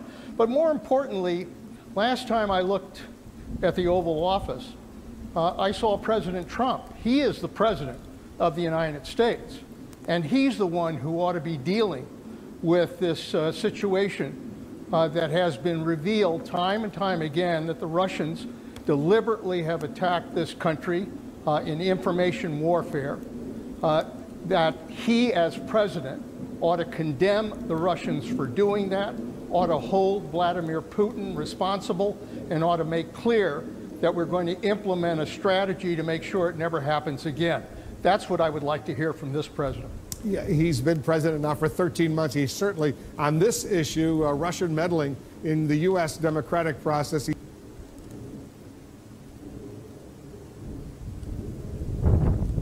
the Russia investigation, a hoax or a witch hunt. Still, the former president has been criticized. Former President Obama, you worked for him in his administration. One former Obama administration official in a widely noted quote told the Washington Post he felt like they, referring to the Obama administration, sort of choked in responding to Russia during that period. Michael McFaul, a man you know, the former U.S. ambassador to Russia during the Obama administration, said, and I'm quoting him now, the Kremlin should have paid a much higher price for that attack. So knowing that, what advice would you give President Trump right now to learn from those earlier Obama administration mistakes? Look, Vladimir Putin is a bully who looks at other leaders, and if he senses weakness, he will take advantage of that weakness. That's the way he operates. And right now, when Vladimir Putin looks at the United States and sees a president who will not condemn Russia for what they did, will not condemn him, and will not take steps to make clear that it won't happen again, what Vladimir Putin is going to read is weakness. And it is virtually an invitation to Putin and to the Russians to continue to do to the United States what they did in 2016. And they are. They'll do it in 2018. They'll do it in 2020, as long as this president doesn't draw a line on them and make very clear that we will stop Russia from interfering with our election processes. The president publicly rebuked his national security advisor, General H.R. McMaster. He was at a conference in Munich last week, and he said there's no doubt that Russia was doing it, is doing it. President then in a tweet said he should have said this. What was your reaction when you heard the President of the United States publicly go after, humiliate General McMaster in a situation like this? He's a three-star general, as you know. He's still on active duty. Yeah, I thought that was a really cheap shot, frankly, to have the president do that. General McMaster is a general in the United States Army. His responsibility is to deal with the national security of this country as National Security Advisor. What he said at the Munich conference was that what we have determined is that it is incontrovertible that the Russians conducted this attack on the United States. He's not there to make political comments or to try to engage in the political dispute about collusion or no collusion. That's not his job. He's a United States military officer, a general, whose responsibility is to deal with national security issues. The president ought to recognize that. Yeah, I was pretty surprised that he slapped him down like that. As you know, the president has also been tweeting fervently on this whole issue of the Russia investigation since Mueller's indictments against these 13 Russians came down on Friday. How do you think foreign governments are looking at all of this and viewing all those presidential tweets? Again, as I said, I think there's no question that Russia reads weakness into how the United States is responding to this issue. And very frankly, I think our allies across the world are reading the same kind of weakness into our response. We have very clear evidence. As a matter of fact, it started pretty clearly last Monday with the testimony of all of our intelligence officials appointed by President Trump, who made a clear finding with regards to the Russian attacks on our election system and the fact that they're doing it again now in 2018. That was followed by the indictments that were rendered by the special prosecutor, 13 indictments against Russians involved in that kind of attack. And it was also followed by our national security advisor saying that it was incontrovertible. And then at the same time, when you tune into the President of the United States, he's tweeting about President Obama, he's tweeting about the FBI, he's tweeting about all kinds of other things, rather than stepping up, condemning the Russians for what they did, making clear that we will hold them responsible, and making very clear to the American people and the world that the United States will not stand for Russia doing this again. Though that's the message that the world wants to hear, and they're not hearing it. It's not, wasn't just, as you correctly point out, General McMaster, the National Security Advisor. It was the head of the Director of National Intelligence, Dan Coats, the CIA Director, Mike Pompeo. It was the FBI Director, Christopher Wray, all of whom named, appointed by President Trump himself. He's the only one who doesn't say what his top national security advisors, the intelligence community, they are all saying, and it's raising a lot of questions. But let me get into another sensitive issue with you, Mr. Secretary. CNN is now reporting that Robert Mueller's investigation into Jared Kushner, the president's son-in-law and senior advisor, has expanded into Kushner's efforts to get Chinese and Qatari funding for his indebted businesses during the presidential transition. Do you believe this is someone who should have access to classified information? He doesn't have permanent security clearances. Should have access, for example, to the presidential daily brief. The White House today, Sarah Sanders said he's going to continue his job and it's not going to change even though he doesn't have full-time permanent security clearances. I think if John Kelly, as Chief of Staff, is serious about trying to rectify what has happened here with regards to these security clearances and the fact that there have been so many interim security clearances granted and are hanging on, the bottom line is that someone with that kind of interim clearance who has not gotten a full security clearance should not have access to highly classified top secret information. That's a fact. And that goes for Mr. Kushner, and it goes for anybody else that has simply an interim clearance. And until the White House acts to clear this matter up and to stop people with interim clearances from having that kind of access, I think they are, in effect, creating a national security problem. You've been around, Mr. Secretary, for quite a while. You first came to Washington back in the 60s. I want you to take a step back right now for a moment. When you read all of these tweets that the president has been sending, attacking President Obama, going after Oprah, and on and on and on, what does it tell you about his mental state right now, his ability to do the job? Well, you know, in my 50 years of public life, you know, I've seen 9 presidents, all of whom had tremendous respect for the office of the presidency, and all of whom had a very high regard for the oath that they took of protecting, preserving, and defending this country against our adversaries, both foreign and domestic.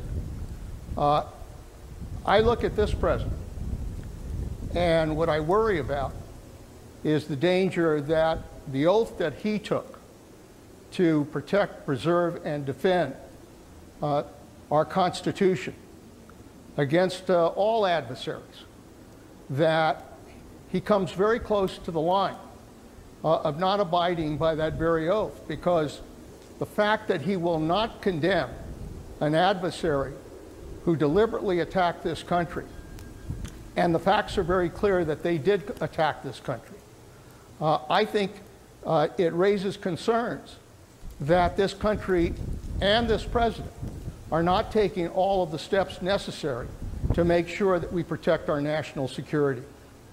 This is something that ought to concern Republicans, it ought to concern Democrats, but most importantly, it ought to concern the American people, who know that when they elect a president, his primary responsibility as commander-in-chief is to protect our national security. Mr. Secretary, thanks so much for joining us. Thank you, Wolf. Just ahead, we'll have much more on the new guilty plea in the Russia investigation and a lawyer's ties to Moscow, Ukraine, and the Trump campaign. We're going to have a live report that's coming up from the Russian capital. We're also standing by for busloads of students to arrive at the state capitol in Florida. They're survivors of the school shooting in Parkland, and they're demanding action. They're demanding action right now.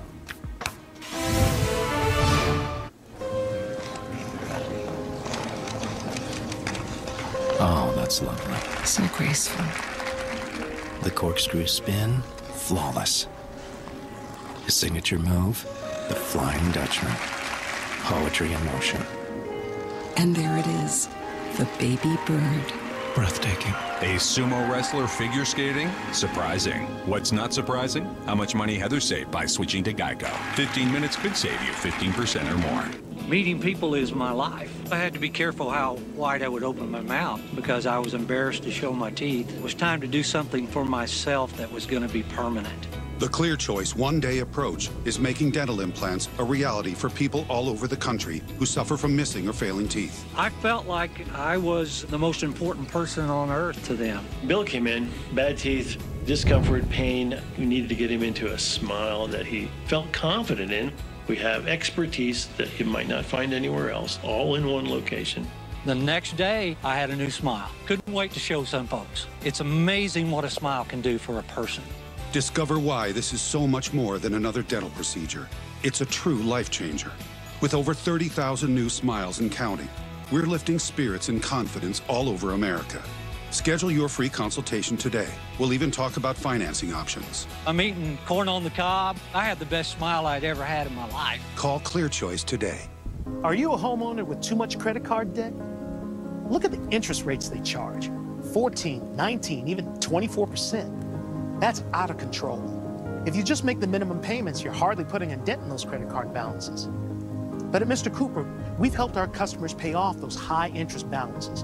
And now they pay an average of $538 less a month. That's money they can invest in their homes, their families, and their future. How? We unlocked the equity in their homes with our cash-out refinance loan and consolidated their high-interest debt into one lower monthly payment. Talk to us today. In minutes, an experienced loan officer can tell you if we could lower your monthly payments. Don't give credit card companies so much of your hard-earned money. Let us help you keep more money for you and your family. Go to MrCooper.com or call 1-888-513-1981.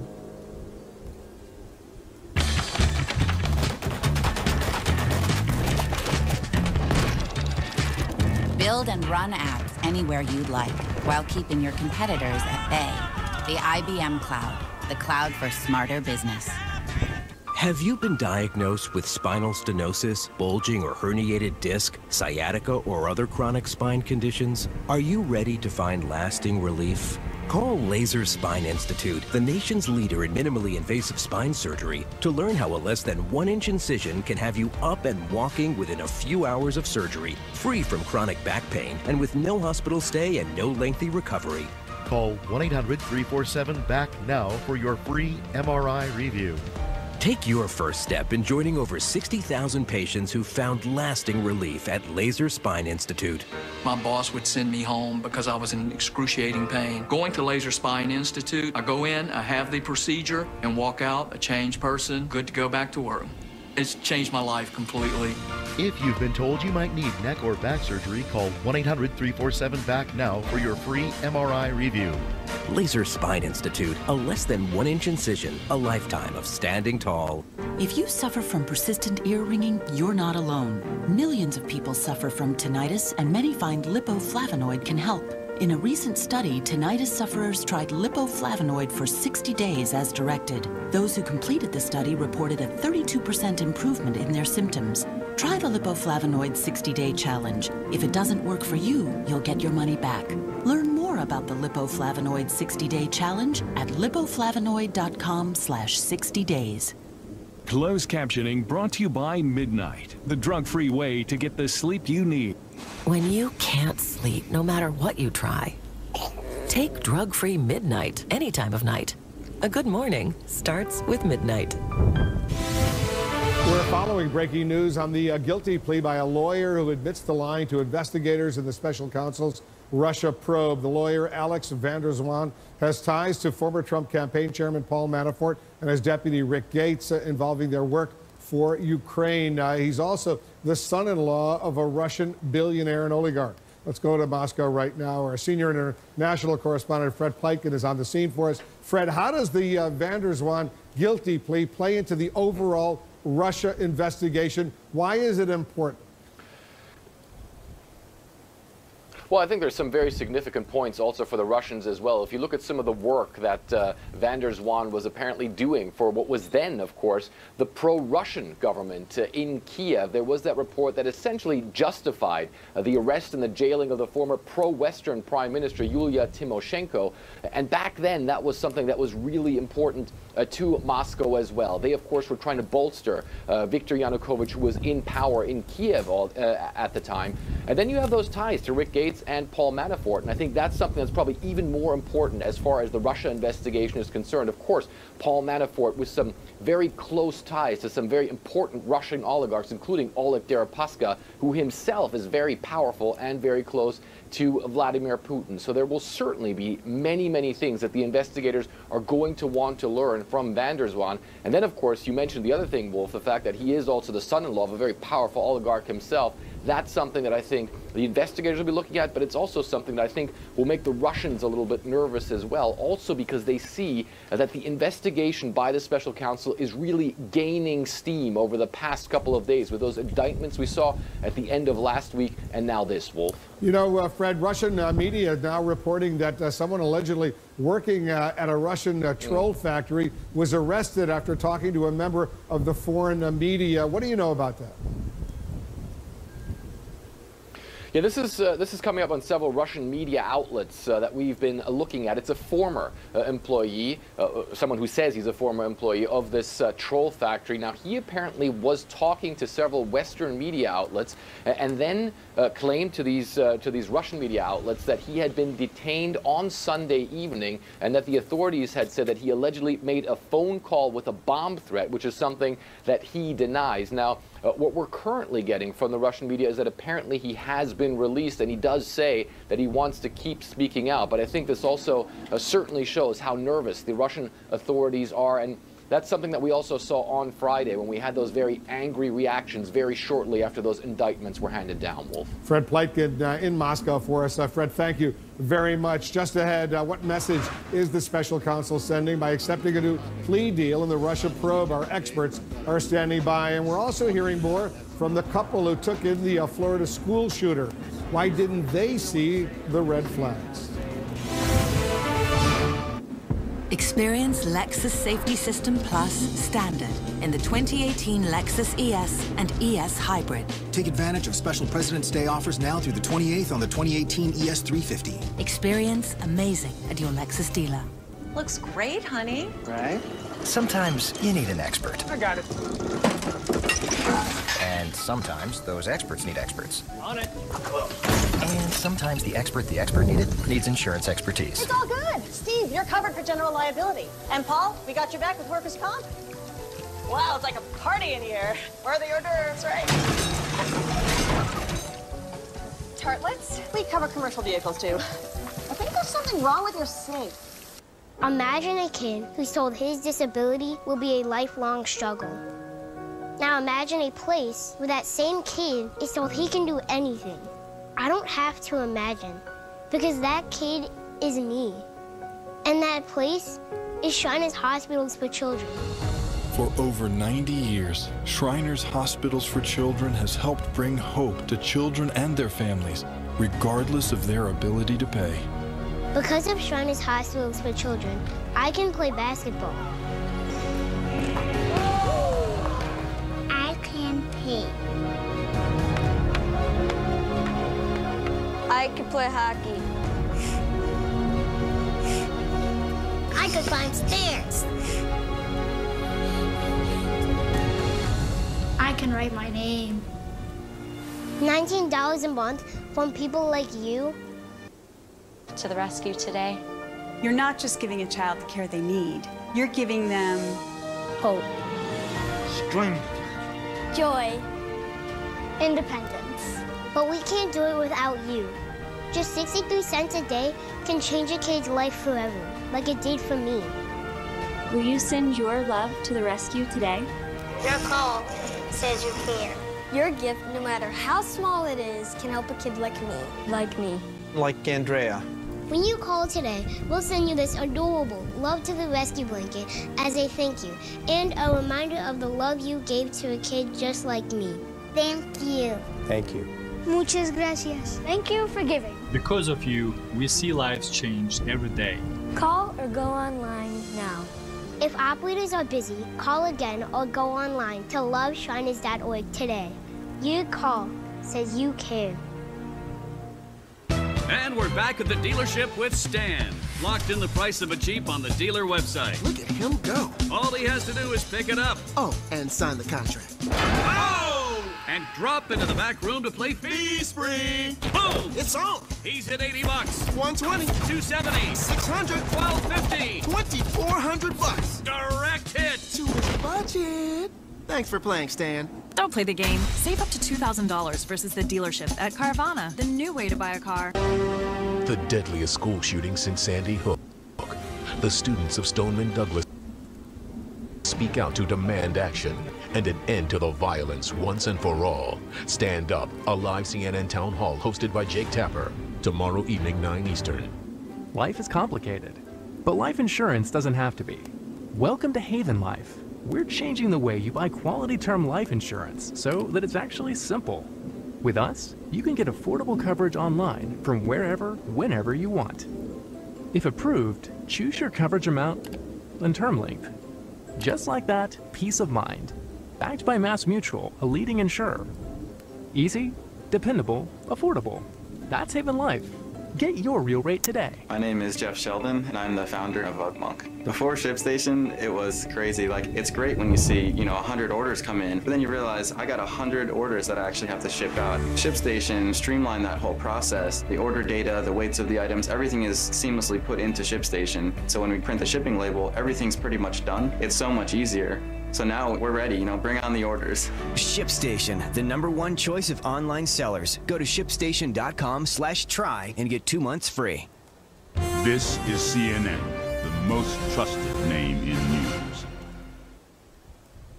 The breaking news tonight, a new plea bargain in Special Counsel Robert Mueller's Russia investigation. The attorney Alex van der Zwaan has pleaded guilty to lying to federal investigators about his discussions with former Trump campaign aide Rick Gates about Ukraine. Let's bring in our analysts and our experts. And Jeffrey Toobin, what message is Mueller sending with this move? Don't lie to me. Don't lie to me under any circumstances. Federal prosecutors have a lot of discretion, particularly when it comes to crimes like this. When people come in to see assistant U.S. attorneys, they often dissemble at first. And some prosecutors, they have a little more tolerance for that, and they don't immediately go to charging a false statement. What happened here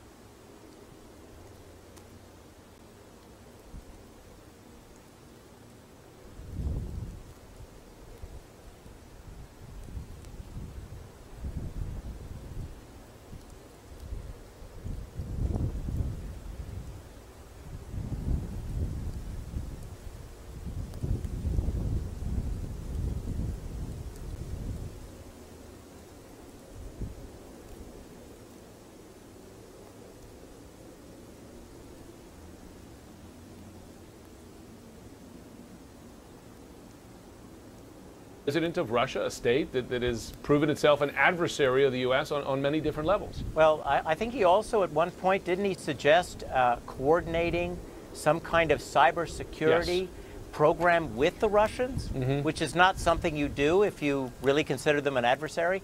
Yeah. I think this administration has been speaking with two different voices on Russia. The Secretary of Defense, Mattis, gave a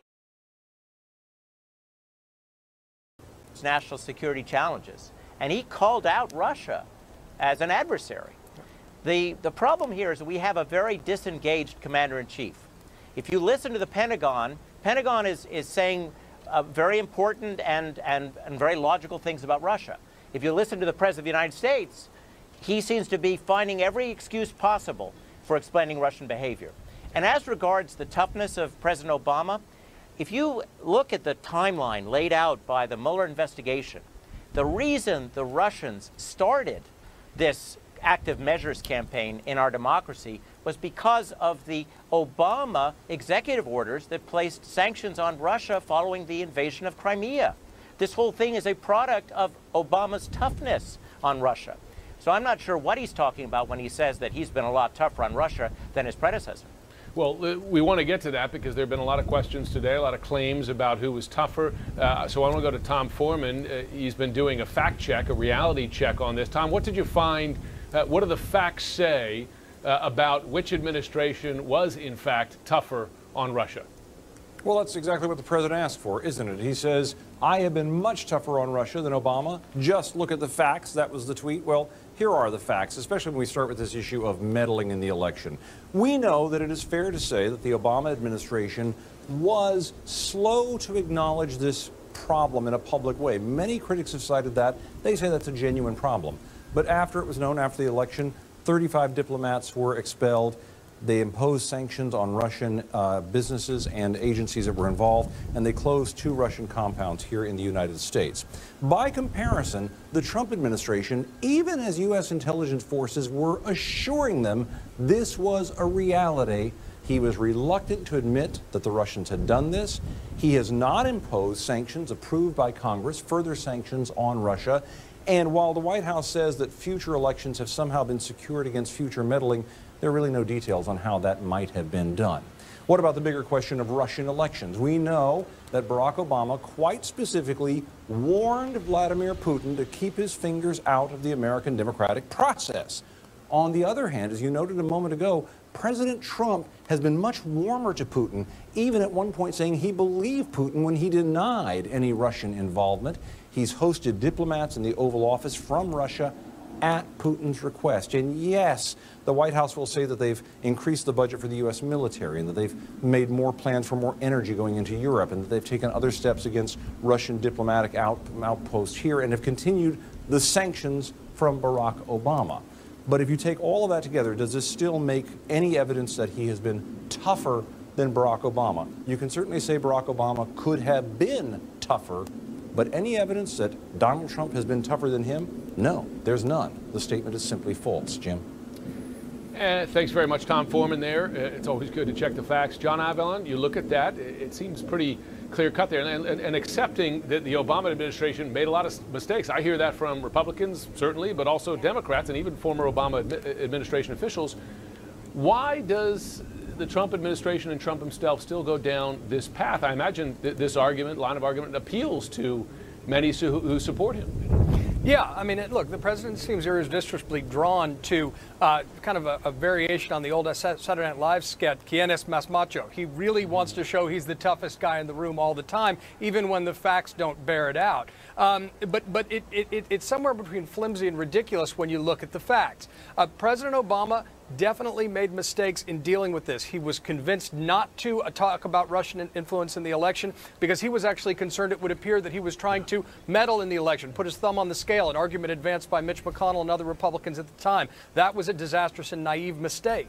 But as you've seen, there's a persistent pattern of him being tough with Russia, certainly after the election. And President Trump tries to wriggle out of accountability and action on Russia, while his administration, I think, does their level best to be responsible in dealing with this threat. It's a dereliction of duty at the end of the day. Julia, does this make U.S. elections in 2018 and 2020, his lack of leadership, less safe? Does it make those votes less safe?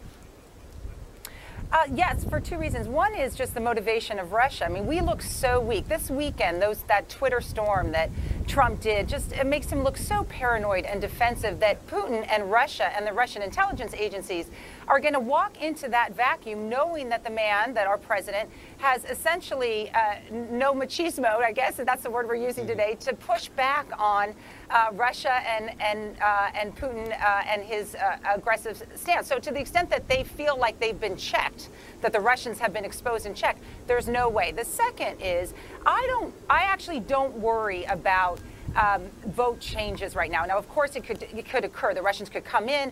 They could try to change votes in various voting booths. It's harder to do. What does worry me, though, is just that Russia has not been sort of forced to sort of change their focus on fake news. And that seems to me to be the scarier output of even the Mueller indictments at this stage. Yeah. And we know it was happening through this shooting, too. You had a lot of Russian trolls sending out divisive stuff.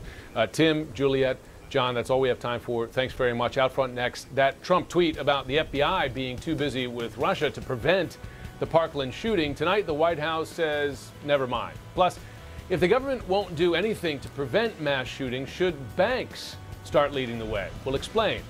And breaking news, we're just learning that Vice President Pence was set to meet with the North Koreans at the Olympics, but that meeting never happened. Who canceled?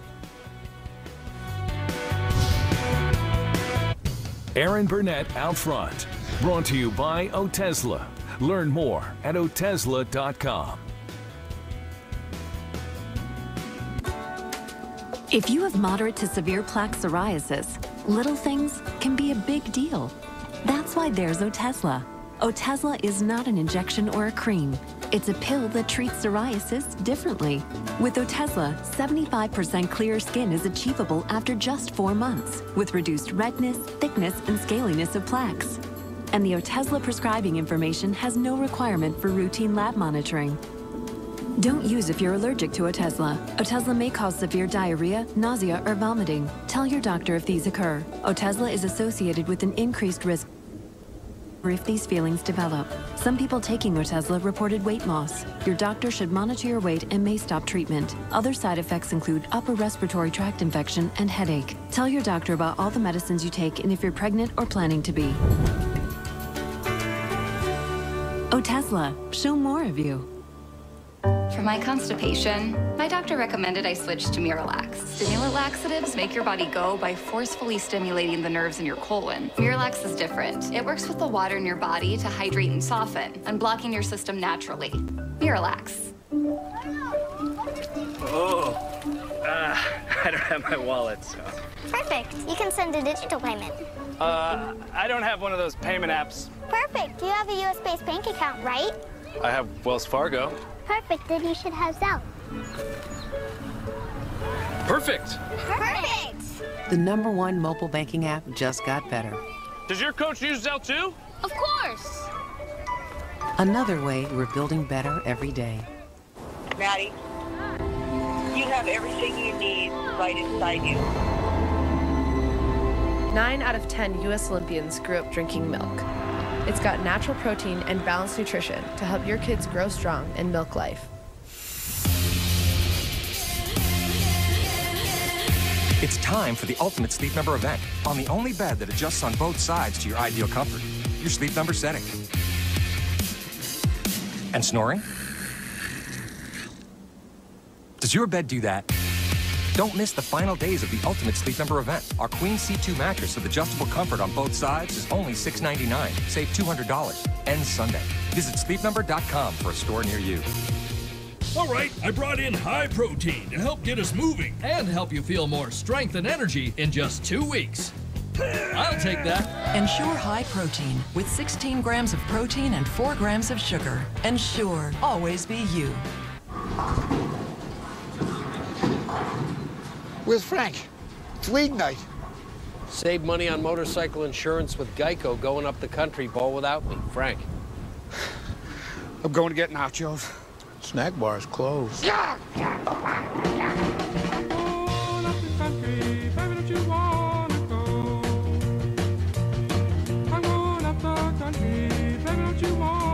Geico Motorcycle. Great rates for great rides. Coaching means making tough choices. Jim, you're in. But when you have high blood pressure and need cold medicine that works fast, the choice is simple. Coricidin HBP is the #1 brand that gives powerful cold symptom relief without raising your blood pressure. Coricidin HBP. Breaking news, the White House tonight trying to walk back a controversial tweet from President Trump in which he blamed the FBI for the Florida shooting. Trump tweeted, quote, "Very sad that the FBI missed all of the many signals sent out by the Florida school shooter. This is not acceptable. They are spending too much time trying to prove Russian collusion with the Trump campaign. There is no collusion. Get back to the basics and make us all proud!" Exclamation point. Here is how Press Secretary Sarah Sanders, though, tried to explain it away today. The president doesn't really think that the FBI failed to stop the Parkland shooter because it was too involved with the Russia investigation, does he?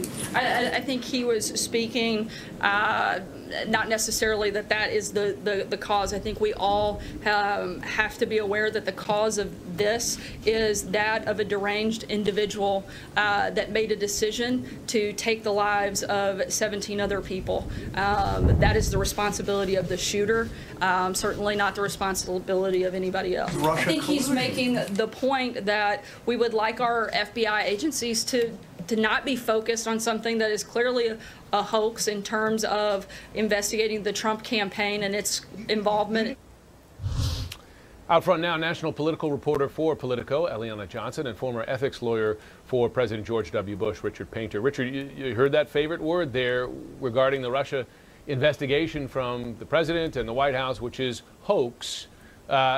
And yet, we saw on Friday 13 Russian nationals, 3 Russian groups. They've been found with great legal detail to have interfered in the election, and yet the president continues to sow doubt. Well, it's very clear that the president doesn't want the Russia investigation to go forward. He would prefer that Robert Mueller be on hallway duty at high schools, protecting people from crazies with assault weapons and a MAGA hat. I mean, that's what he'd prefer, but that's not what Robert Mueller is going to be doing. And the school shooting has absolutely nothing to do with Robert Mueller doing his job. It has everything to do with the out-of-control gun lobby and the fact we don't have decent gun laws in this country. But meanwhile, the Russia investigation is going to have to go forward because there's been a serious threat to our national security when another country is able to infiltrate our election and take advantage of the obsession with identity politics in the United States and use Facebook the way they did, as set forth in the indictment of 13 Russians just last Friday, to hack the email over at the DNC, engage in other criminal activities. There was a meeting in the Trump Tower. There's clearly collaboration. We don't know whether it was illegal collaboration or not. A lot of people have lied about it, but this is a very serious investigation. He can tweet about all he wants, but it's going to go forward. Eliana, I want to ask you, because it is interesting to see Sarah Huckabee Sanders there attempt to walk back Trump's tweet. She didn't defend it. She didn't say, yes, the Russia investigation has, got in the way of the FBI's job here. I mean, she seemed to be making a concerted effort there to say, no, the president really didn't mean to go there. Do you think that they got a sense that this was going too far? Yeah, I think we saw Sarah Sanders in a position that we see many White House spokesmen and spokeswomen in. About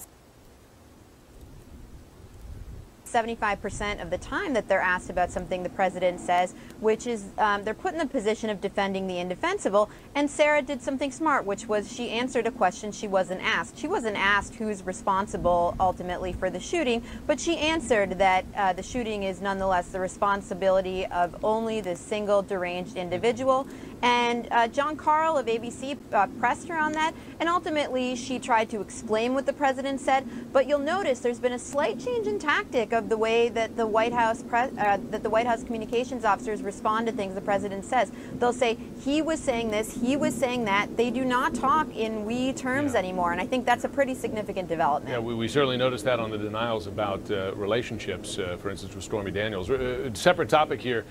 Richard, we heard Chief of Staff John Kelly announcing that the White House is now overhauling how it handles these interim security clearances in the wake of the Rob Porter case, but also news reported by CNN of how many people are still operating under these interim clearances, including the president's son-in-law, Jared Kushner here. And yet, Kelly said, or rather Sanders insisted today that these changes will not impact Kushner's work. And Kelly saying he still has full confidence in Kushner. How do you reconcile those two things? If they're overhauling the system so that you have fewer of these interim security clearances, how could they then let someone with an interim security clearance have so much responsibility? Well, there's no system to overhaul. We had the system in place under Presidents Bush and Obama, and under that system, someone like Mr. Porter never would have gotten a clearance to work in the White House at all with that number of allegations of domestic abuse. And I'm not saying those allegations are true, but there are enough of them that he never would have gotten clearance. And Jared Kushner, it's quite clear that it's a very serious situation. I think worse from a security vantage point than Robert Porter, because he has numerous unexplained meetings with foreign nationals, has trouble telling the truth about it, has trouble telling the truth in his financial disclosure forms.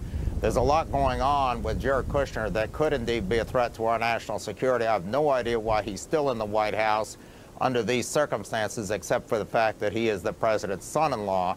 And indeed, that may very well be the reason Congress enacted an anti-nepotism statute that unfortunately has been interpreted by the Department of Justice to allow the president to make this appointment, but it's turned out to be a very, very tragic mistake. Eliana, in your reporting, and particularly after you hear a statement of confidence like that from the chief of staff, have you heard or seen any signs that Kushner's position is in jeopardy at all in the wake of this?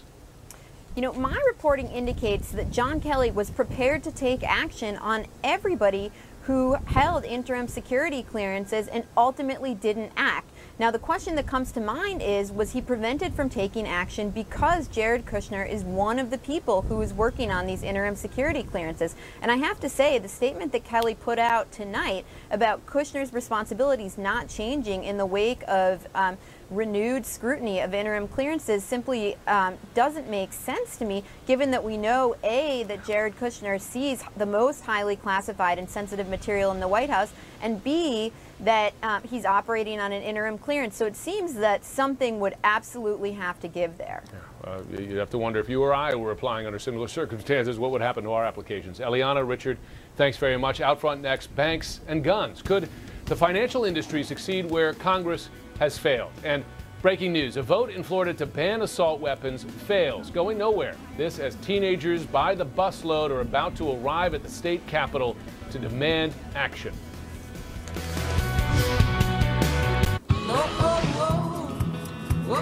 Most people come to LA with big dreams. We came with big appetites. With Expedia, one click gives you access to discounts on thousands of hotels, cars, and things to do. Like the Garland Hotel for 40% off. Everything you need to go. Expedia. Everyone has a thing. That binge watch over the weekend thing. More checking in or checking out thing. No. That triple-double thing. Doing it yourself, attacking a friend thing. More revolutions in the making thing. That play like a girl thing. That four-legged friends thing. AT&T gives you more for your thing. More entertainment, internet, and unlimited plans. More for your thing. Yeah, that's our thing. This is Frank. What's up? This is Frank's favorite record. This is Frank's dog. And this is Frank's Record Shop.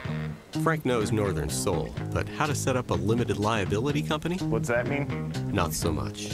So he turned to his friends at LegalZoom. Yep, they hooked me up. We help with his LLC, contracts, and some other stuff that's part of running a business. So Frank can focus on the beat. You hear that? This is Frank's Record Shop, and this is where life meets legal. The deadliest school shooting since Sandy Hook. The students of Stoneman Douglas speak out to demand action and an end to the violence once and for all. Stand Up, a live CNN town hall hosted by Jake Tapper. Tomorrow evening, 9 Eastern. I was wondering if an electric toothbrush really cleans better than a manual, and my hygienist says it does. But they're not all the same. Who knew? I had no idea. So she said, look for one that's shaped like a dental tool with a round brush head. Go pro with Oral-B. Oral-B's rounded brush head surrounds each tooth to gently remove more plaque. And unlike Sonicare, Oral-B is the only electric toothbrush brand accepted by the American Dental Association for its effectiveness and safety. My mouth feels so clean. I'll only use an Oral-B. Oral-B. Brush like a pro. Introducing Pulse. Broken phone? We fixed that. It couldn't be easier. We'll be there in a heartbeat 7 days a week. Check us out at Pulse.com. Pulse, for the ups and downs of digital life. Introducing Pulse. New TV to install? We do that. It couldn't be easier. We'll be there in a heartbeat 7 days a week. Check us out at Pulse.com. Pulse, for the ups and downs of digital life. This is CNN, the most trusted name in news. Tonight, President Trump says he has directed the Justice Department to propose a new rule to ban bump stocks. Now, a bump stock is a device that lets a shooter fire semi-automatic weapons much more rapidly, mimicking automatic gunfire, like a machine gun. The Las Vegas gunman fired his weapons using bump stocks as he killed, and listen to that sound there, 58 people in October and injured hundreds more. It is not clear when or even if a new rule will actually be implemented, but still, this is as the national debate over what to do about mass shootings now shifting to corporate America. One idea, a remarkable one really, for banks and credit card companies to stop allowing their services, their payment services, to be used for gun purchases.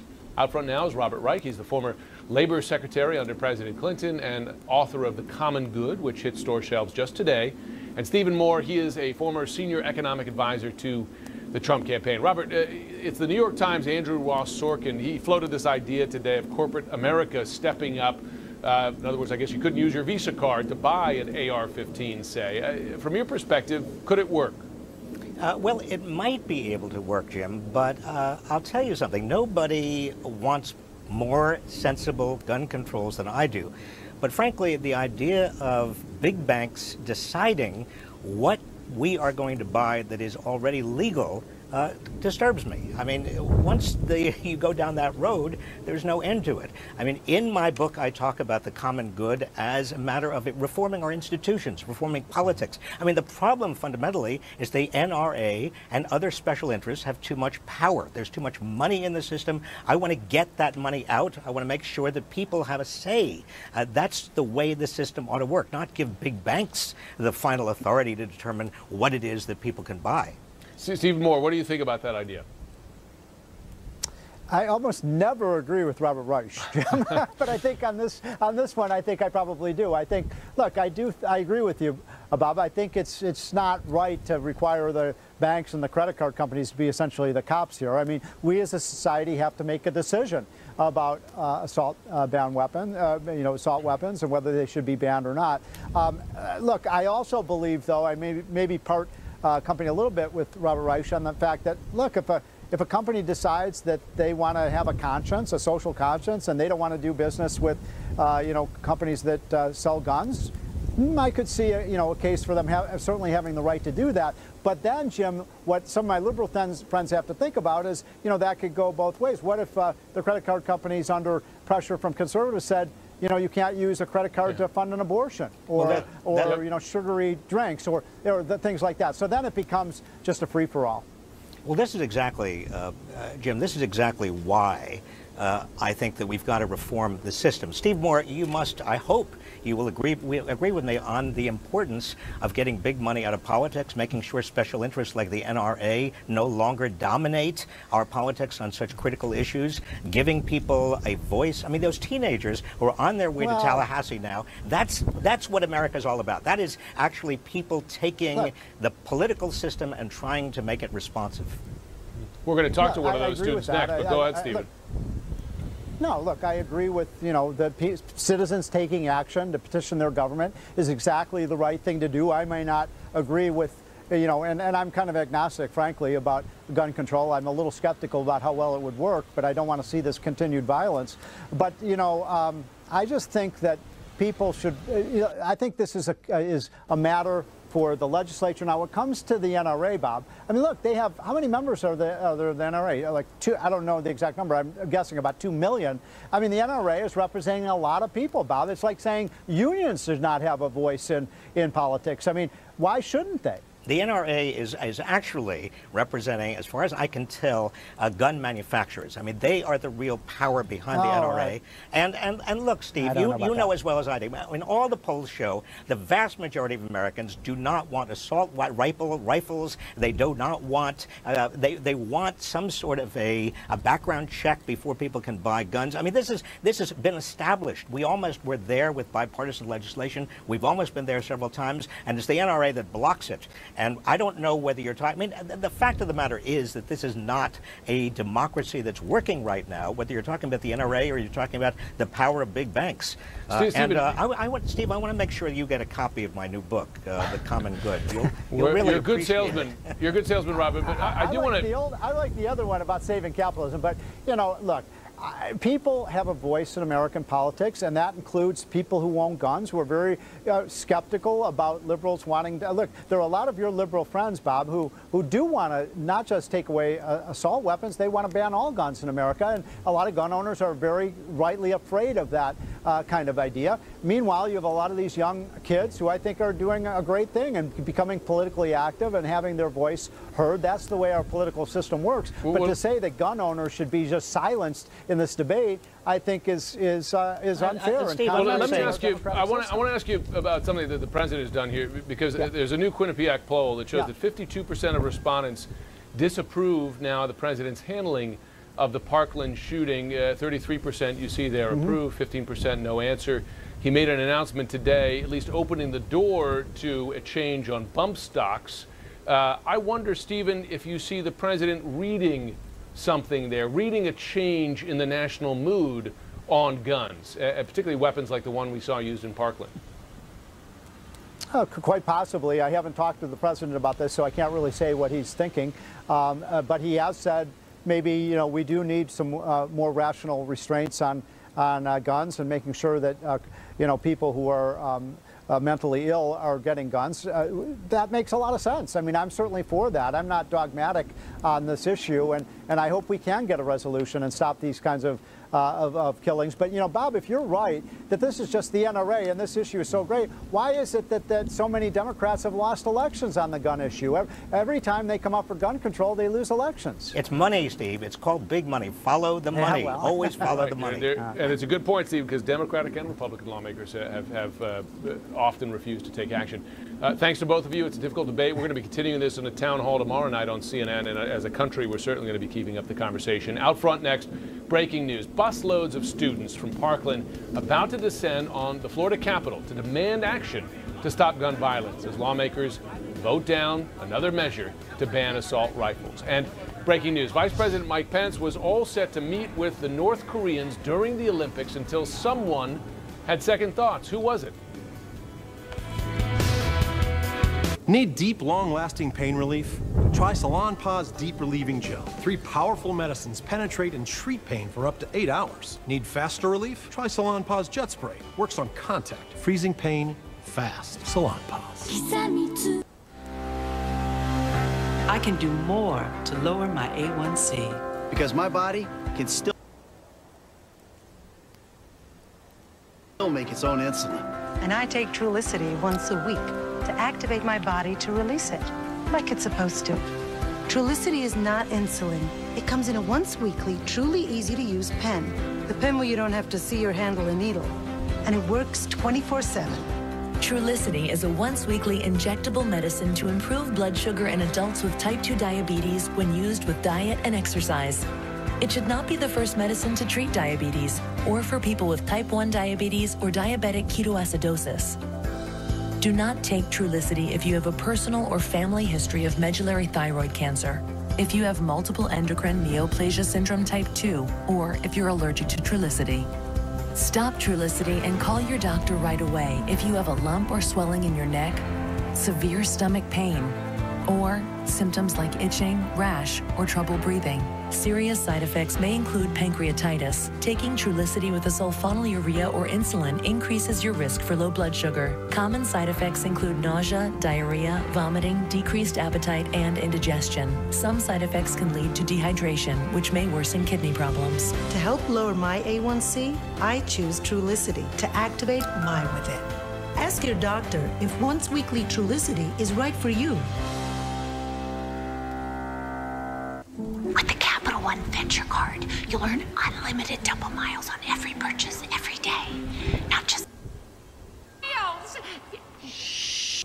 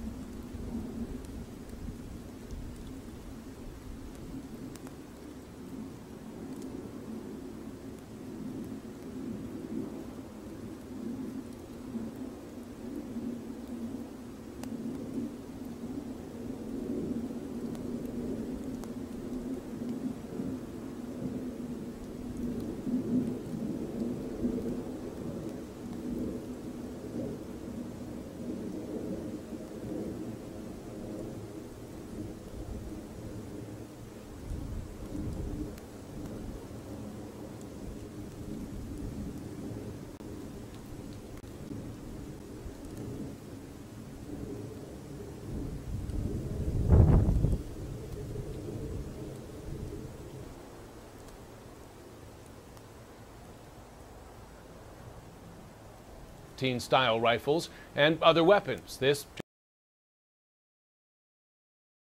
high school made their way to the state capitol tonight to meet with lawmakers. Some of the high school students were in the gallery, in fact, to witness the vote. Today is just 6 days since their classmates and teachers were murdered. Since then, some of the most vocal calls for change have come from the students themselves. Ariana Ortega is out front. She's a senior who was there on the day of the shooting. She lost a good friend in the shooting, and she joins me now from that bus on the way to Tallahassee. Ariana, thanks so much for coming on. While you've been on the bus, I wonder if you've heard the news that this afternoon the Florida House actually voted down a measure to even vote on a bill banning assault rifles. What's your reaction to that? Hi, Jim. Thank you for having me, first of all. To be completely honest with you, after hearing that news, it was a little discouraging, but, you know, just as all the great people in history have, we have to keep fighting.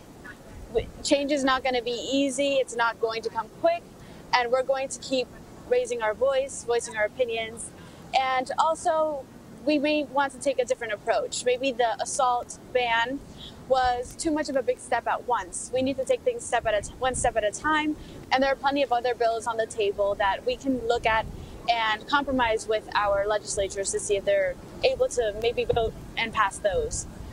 Wow, you're clearly very politically astute early on. I know you're going to have a meeting, some of you, with the Florida governor, the attorney general tomorrow. So what other kinds of things might you ask of them? Well, what we want to emphasize really right now is we want Republicans and Democrats alike to understand that this is not an issue of left or right. This is an issue having to do with common sense, with the well-being of our citizens of America. So we're willing to look at both bills having to do with gun laws, but also with bills having to do with mental illness alike. Now, I know, and I'm sure you know, you ventured into some pretty nasty political territory there, and we've seen evidence of that. Definitely. There's some on the right, they're attacking students personally. They're saying that you're tools of the anti-gun lobby. How do you respond to that kind of poisonous environment? Well, what I'd like to really emphasize is that everything that we as students are saying, we are saying from our hearts. This is all the effects of the tragedy that we've gone through.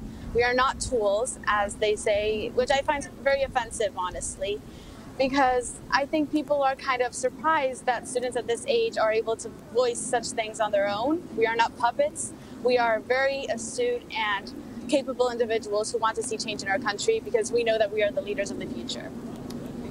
You're absolutely right. There's nothing more American than that. I don't think anybody would contest that. You mentioned speaking from the heart. Your fellow students have spoken out so powerfully. One of the biggest challenges is going to be keeping up this momentum, keeping up these voices. How do you and your friends, your classmates, plan to do that, to keep the momentum, to keep at it, to not give up? We as students will continue involving as many people as we can around us to support us. We will keep our voice loud and strong to ensure that this doesn't die away. With this, I think with all the support that we have coming from around the entire country, we're going to make sure that we are not silenced until change is actually made. You know, Ariana, I know that one of the reasons you're there on that bus and you're sticking with this is because you lost a friend. You lost a friend last week, Carmen Schentrup, killed in the shooting. I can only imagine the pain you're feeling now. Her funeral was held today. What are you trying to do in Tallahassee to honor her memory? Well, first I'd like to start off by saying that Carmen was one of my very first friends when I moved here to Parkland. We were both new to the area, so we bonded instantly. And since then, Carmen has grown to be one of the most intelligent and bright individuals that I have ever known. She was so kind. She was so intelligent on her years. Her birthday is actually tomorrow, which is very tragic to think about. But back to Tallahassee on her birthday, I think this is how I'm honoring her. I'm trying to make changes to make sure that no family, no individual has ever has to go through what she had to go through, or what we as students have had to go through. Well, they shouldn't. And the fact that you're going to be there on her birthday, that's pretty darn powerful. Ariana, best of luck to you and your classmates there, okay? We're going to continue to follow your story. Thank you so much.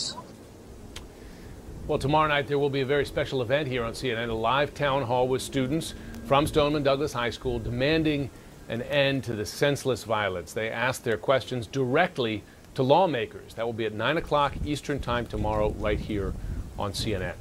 And out front next tonight, breaking news. A secret meeting was supposed to take place between Vice President Mike Pence and the North Koreans during the Olympics. But something happened at the 11th hour.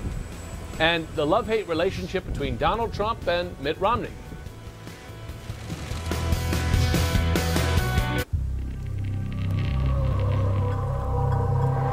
We took legendary and made it liberating. We took safe and made it daring. We took intelligent and made it utterly irresistible.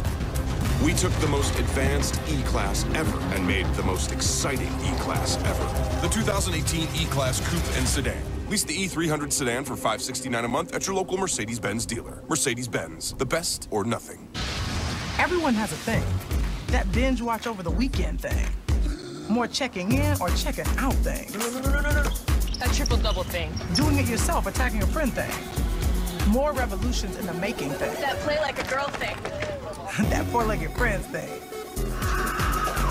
AT&T gives you more for your thing. More entertainment, internet, and unlimited plans. More for your thing. Yeah, that's our thing.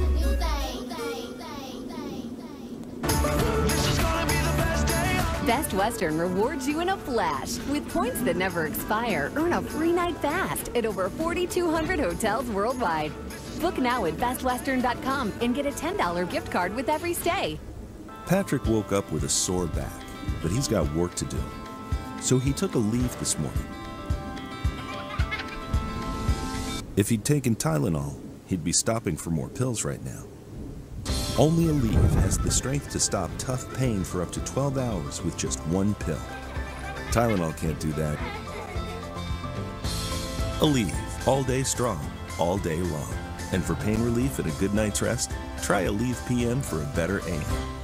Today, I'm celebrating. Me too.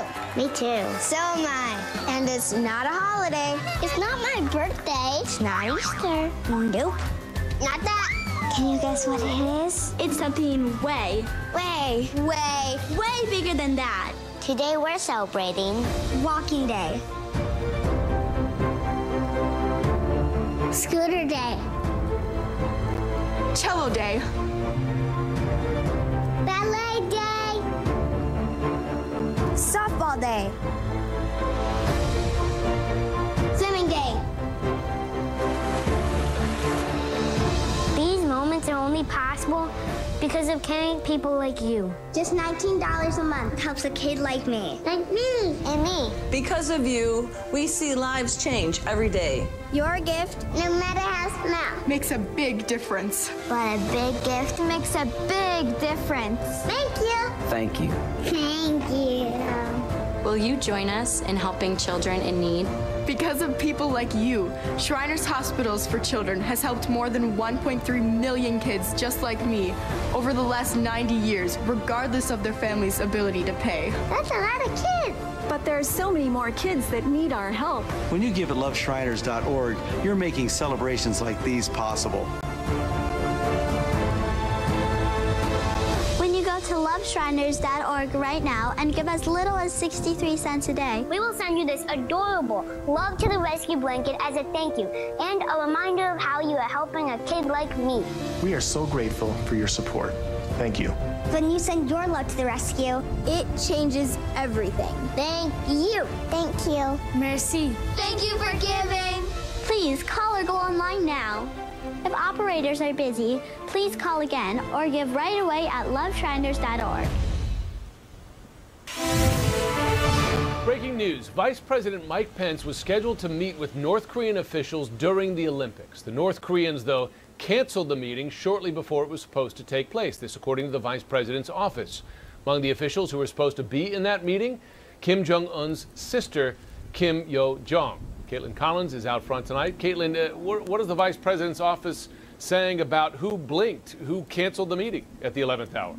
Well, Jim, they are confirming that Vice President Mike Pence was scheduled to meet with the North Korean delegation at the Olympics in South Korea, but that the North Koreans called it off a little under 2 hours before that meeting was scheduled to happen roughly 10 days ago on February 10th at the Blue Moon House in South Korea. So let me set the stage for you here a little bit, because the vice president and the administration overall was touting his trip going there as an effort to combat any attempt by North Korea to use this as a propaganda tool. And we certainly saw the vice president go after North Korea, highlighting their abuses multiple times after he met with North Korean defectors, and also, Jim, brought the father of Otto Warmbier as his guest. Otto Warmbier, the student who was imprisoned in North Korea and then brought back to the United States in a coma where he died only days later. So we saw that happen, and the Vice President's office has issued a statement on this.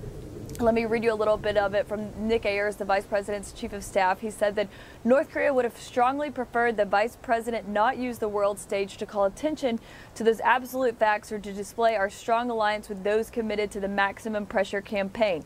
But as we've said from day one, the administration will stand in the way of Kim's desire to whitewash their murderous regime with nice photo ops at the Olympics. Now, the last line from this statement from the Vice President's office is very important, where they say that the President himself, President Trump, signed off on this meeting with the caveat that Pence would make clear that they would not back off their demand that North Korea denuclearize. They said the President made a decision that if they wanted to talk, we would deliver our uncompromising message, and if they asked for a meeting, we would meet. He also made clear that until they agreed to complete denuclearization, we weren't going to change any of our positions or negotiate. But, Jim, certainly a stunning development here. Yeah, the openness there, but also the North Koreans canceled last minute. Caitlin Collins, thanks very much. Out front next, the Trump-Romney bromance. No, we really Excuse me, are you aware of what's happening right now? We're facing 20 billion security events every day. DDoS campaigns, ransomware, malware attacks. Actually, we just handled all the priority threats. You did that? We did that. Really? We analyzed millions of articles and reports. We can identify threats 50% faster. You can do that? We can do that. Then do that. Can we do that? We can do that. At Holiday Inn Express, we can't guarantee that you'll be able to contain yourself at our breakfast bar. Morning, egg white omelet. Sup, Lady Bacon? Fruit? There it is. But we can guarantee that you'll get the best price when you book with us. Holiday Inn Express. Be the readiest. With Advil's Fast Relief, you'll ask, what pulled muscle? What headache? Nothing works faster to make pain a distant memory. Advil Liquid Gels and Advil Liquid Gels Minis. What pain? My healthy routine helps me feel my best, so I add Activia yogurt to my day. With its billions of live and active probiotics, Activia may help support my digestive health, so I can take on my day. Activia, now in probiotic dailies. Managing blood sugar is a series of smart choices, and when you replace one meal or snack a day with Glucerna, made with Carb Steady to help minimize blood sugar spikes, you can really feel it. Now with 30% less carbs and sugars. Glucerna. Hold together. A little to the left.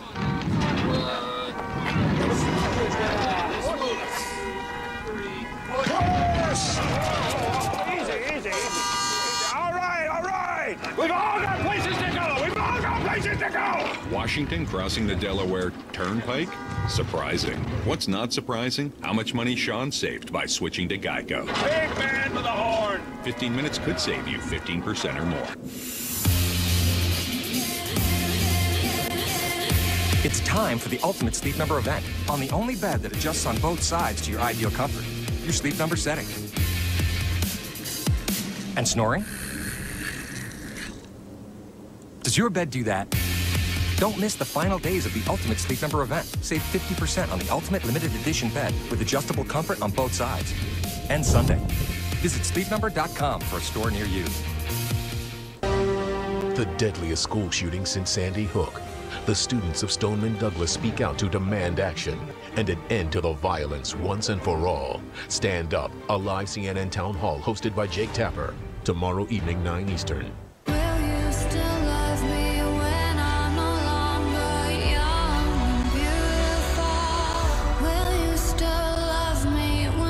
American Dynasties, The Kennedys, premieres Sunday, March 11th at 9 on CNN. There is sort of a magic to it.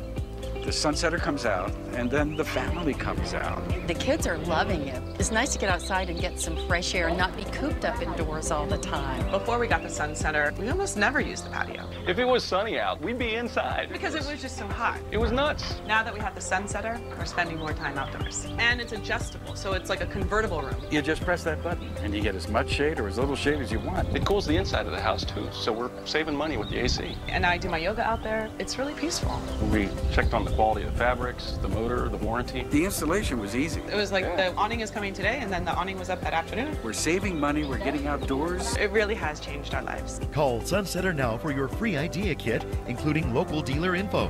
Call now and we'll also send this $200 savings certificate so you can get a Sunsetter for as little as $5.99, but only for a limited time.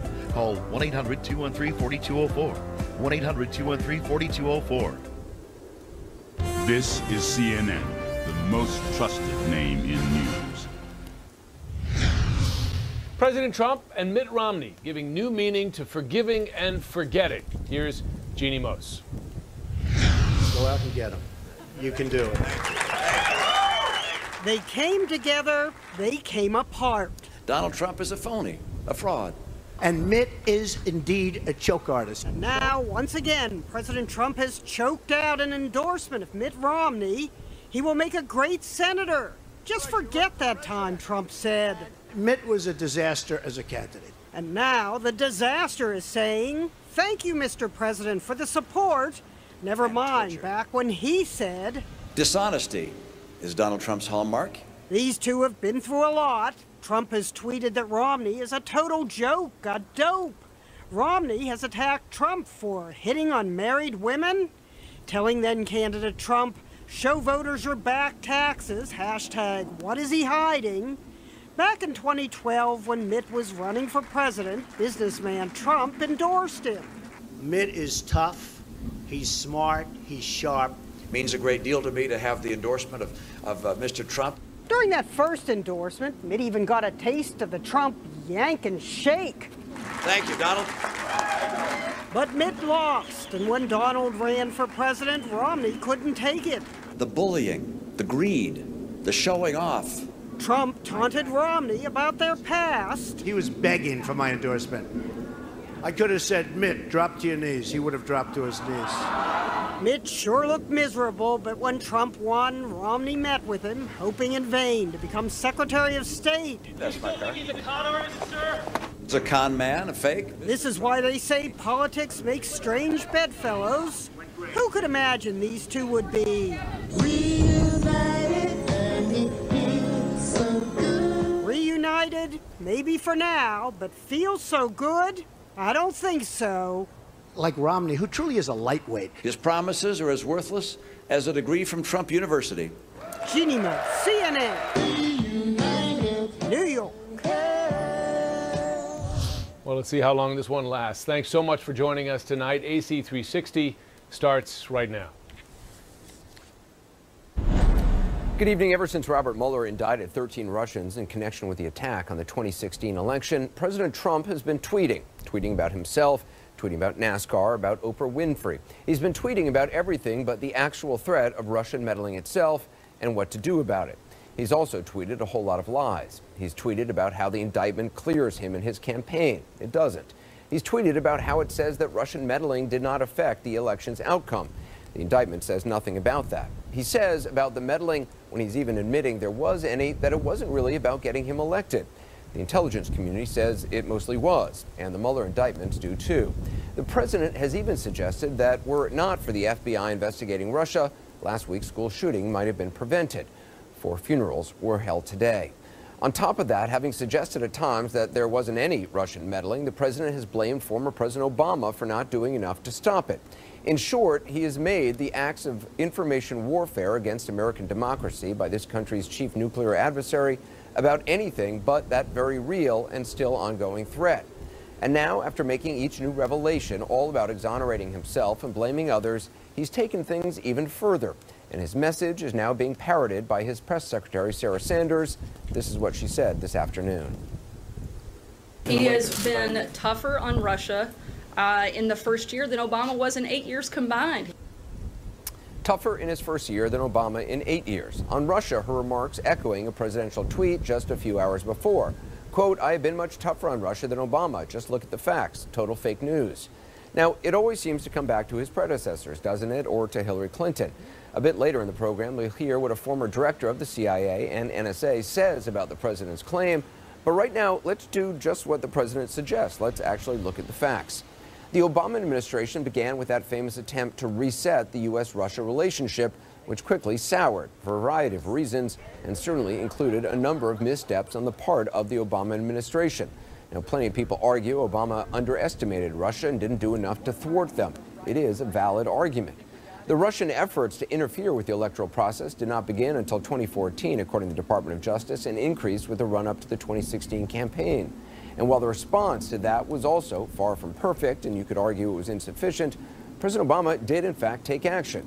We and others have reported on this extensively, the intelligence community reaching a consensus that Russians were interfering in the election and doing it by the summer of 2016 to benefit candidate Trump. The president confronting Vladimir Putin about it at the G20 summit in September, letting Putin know we were aware of the attacks but not trumpeting the threat publicly because, ironically enough, then candidate Trump had begun suggesting that if he lost, it was because the election was rigged against him. So President Obama kept quieter than perhaps he should have out of concern he'd affect the outcome. Today, President Trump returned the favor with these 2 tweets misrepresenting something President Obama said about candidate Trump's rigging elections. Quoting President Obama, the president tweeted, "There is no serious person out there who would suggest somehow that you could even rig America's elections. There's no evidence that has happened in the past or that it will happen this time, and so I'd invite Mr. Trump to stop whining and make his case to get votes." The second tweet continues, the President Obama, quote, just before election, that's because he thought crooked Hillary was going to win and he didn't want to rock the boat. When I easily won the Electoral College, the whole game changed and the Russian excuse became the narrative of the Dems. Again, keeping them honest, President Obama was actually not talking about Russia at all in that statement. He was scolding candidate Trump for suggesting the Democrats or others in this country might be rigging the election against him. Also in September of 2016, top intelligence officials briefed Republican and Democratic congressional leaders, but met resistance from Senate Majority Leader McConnell, perhaps for partisan reasons, but perhaps simply because he, like President Obama, did not want to risk interfering with the will of the voters. In addition, after his victory, those same officials briefed President-elect Trump on what the Russians did. And as a parting shot, perhaps President Obama ordered the closing of 2 Russian diplomatic compounds and the expulsion of Russian personnel. That's what President Obama did, and you can argue it was not enough. As for President Trump, he has spent nearly every day since his inauguration downplaying the threat. There have been, to the best of our knowledge, no cabinet-level meetings on Russian meddling, nor any specific presidential marching orders to the people fighting the still ongoing threat. The President directed you and your agency to take specific actions to confront and blunt Russian influence activities that are ongoing?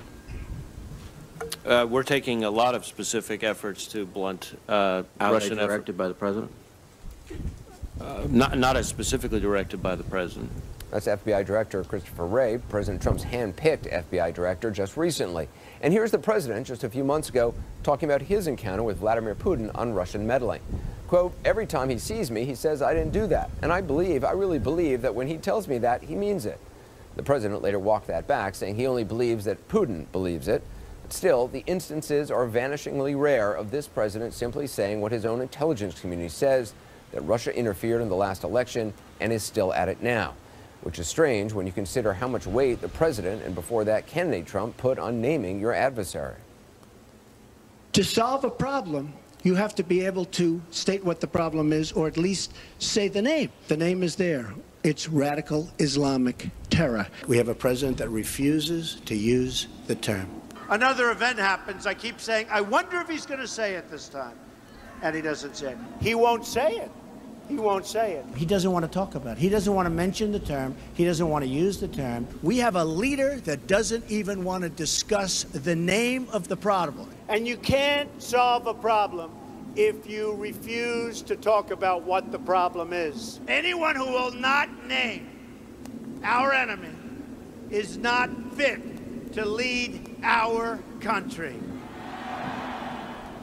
Words to remember. Joining me now is former Pentagon Press Secretary and State Department spokesman during the Obama administration, Admiral John Kirby, and Dave Gergen, former advisor to 4 presidents. David, you see Sarah Sanders trying to clean up the president's tweets from this weekend. Foremost, his attempt to use the Florida massacre to degrade the FBI's participation in the Russia probe. Is there any excuse, any valid explanation for that? No, none. None that we've heard of, anyway. I thought a CNN viewer put it well this weekend, Anderson. Our high schoolers are looking like leaders, and our leaders are looking like high schoolers. We're an increasing threat to our democracy because the President, the White House, and the Congress, indeed, have not tried to mobilize the forces of the U.S. government and state and local governments to stop this obvious threat to a new election, which is just 7 months away.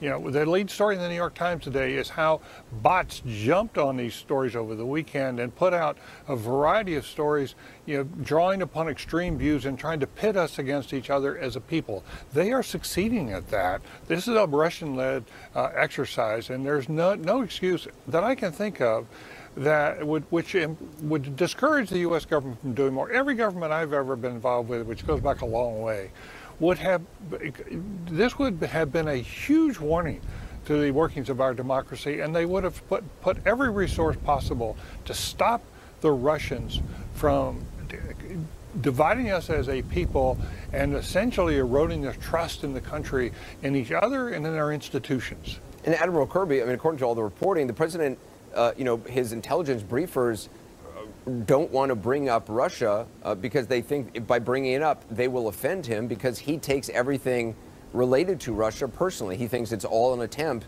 to raise doubts about the legitimacy of his election. Yeah, he's making it all about himself, and that's the last thing I who's obviously has much more White House experience than I do, but it's the last thing you think you want your president and your commander-in-chief to do is to take things personally. He's got to look after the welfare of the country. I've been reading Harry Truman's memoirs, and today I read a bit where he says, look, you can't defend the country, you can't protect American citizens if you're disengaging and ignoring the world. And he certainly seems to be willing to ignore this aspect of the world around him, which is that Russia is an adversary. And as I watched your lead-in, Anderson, which was excellent, I kept wondering, has he read his own national security strategy? Because it lays it all out there about what Russia's really up to. Just today, the Attorney General announced that he's standing up a task force to go look at cybersecurity for the midterm elections. I sure as hell hope that they've been doing something before today, that this is, because this seems like just a PR stunt to me. I sure hope that they've been doing a lot more work than already to try to get ahead of this, because David's right. The Russians are not going to quit. They're very good at this, and we can expect them to be fully committed to it going forward. And David, I mean, the idea that the Obama administration should have done more, you know, it's a certainly valid point. Former Vice President Biden has said flatly that it was congressional Republicans who blocked a bipartisan statement condemning Russian interference before the election, and that essentially President Obama's hands were tied. But it would have looked like a partisan announcement without Republicans on board, yet President Trump doesn't acknowledge that at all. I agree, and I think you're absolutely right. That is very arguable. In fact, I think in retrospect, the Obama administration did not do enough to stop the Russians, starting right there when they went into Ukraine, but especially in these elections now, which has this cloud over these past elections. But that is so... you know, there's so much looking in the rear-view mirror as opposed to looking what's ahead. And what's ahead is we have a big national election with huge stakes coming up in 7 months. And if the Republicans carry the House, there's going to be a lot of speculation on the Democratic side that fake news and the Russians really determine the outcome, which is not where we want to be. And of course, if the Democrats win, then the Republicans are going to claim it's CNN and other fake news mainstream organizations that have cost them the House. That is an extraordinarily divisive way to approach an election when the country just seems to be under such pressure, and so people are so unhappy and so disgusted with what they're seeing.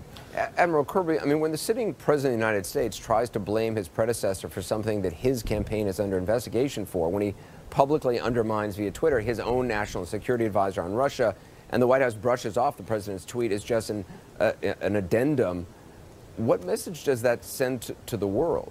It's reinforcing to foreign leaders, Anderson, what they've already come to believe about this administration, that America is not interested in leading, not interested in engaging, that we have a chaotic and unrealistic foreign policy agenda, if you can even call it an agenda, and that they're going to have to go on their own and not count on American leadership going forward. And that's really a sad statement when you consider that for 70 years we led the international world order that we have enjoyed now, the multilateral institutions that have helped try to move progress forward. We're just pulling ourselves out of that. We're abdicating our leadership. And I think when he does what he's been doing the last few days, it just reinforces for foreign leaders they can't count on us. I mean, Admiral Kirby, you were in the Obama administration. The idea that the Trump administration has actually done more to confront Russia, to you, does that pass the smell test? No, it doesn't. I agree with David. Look, it's fair to do the forensics and look back and see if President Obama could have done more in those waning months. I think those are fair questions. But when you look at the whole sum of what he did, everything that Trump is doing now, and it ain't much, builds on what President Obama started. In 2014, it was President Obama who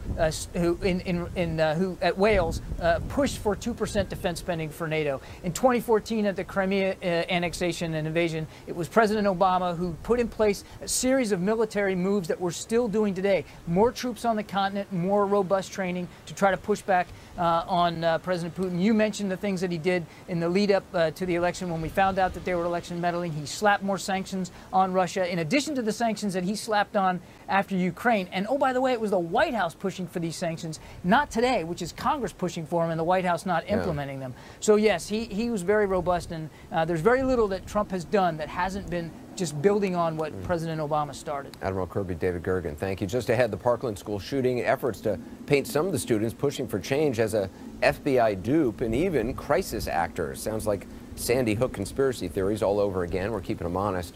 Also, the student who watched as the gun control legislation she and others were pushing for was defeated in Florida. The next step of someone with an assault rifle here in Florida is going to be on them. It's going to be on them, and it's going to be their fault that those people are dead. Dial your binge watching up to 11. Join the Uncarrier and get 4 unlimited lines for only $35 each. Whoa. And with Netflix included, you can watch on any screen, only for a limited time at T-Mobile. When you have a cold, stuff happens.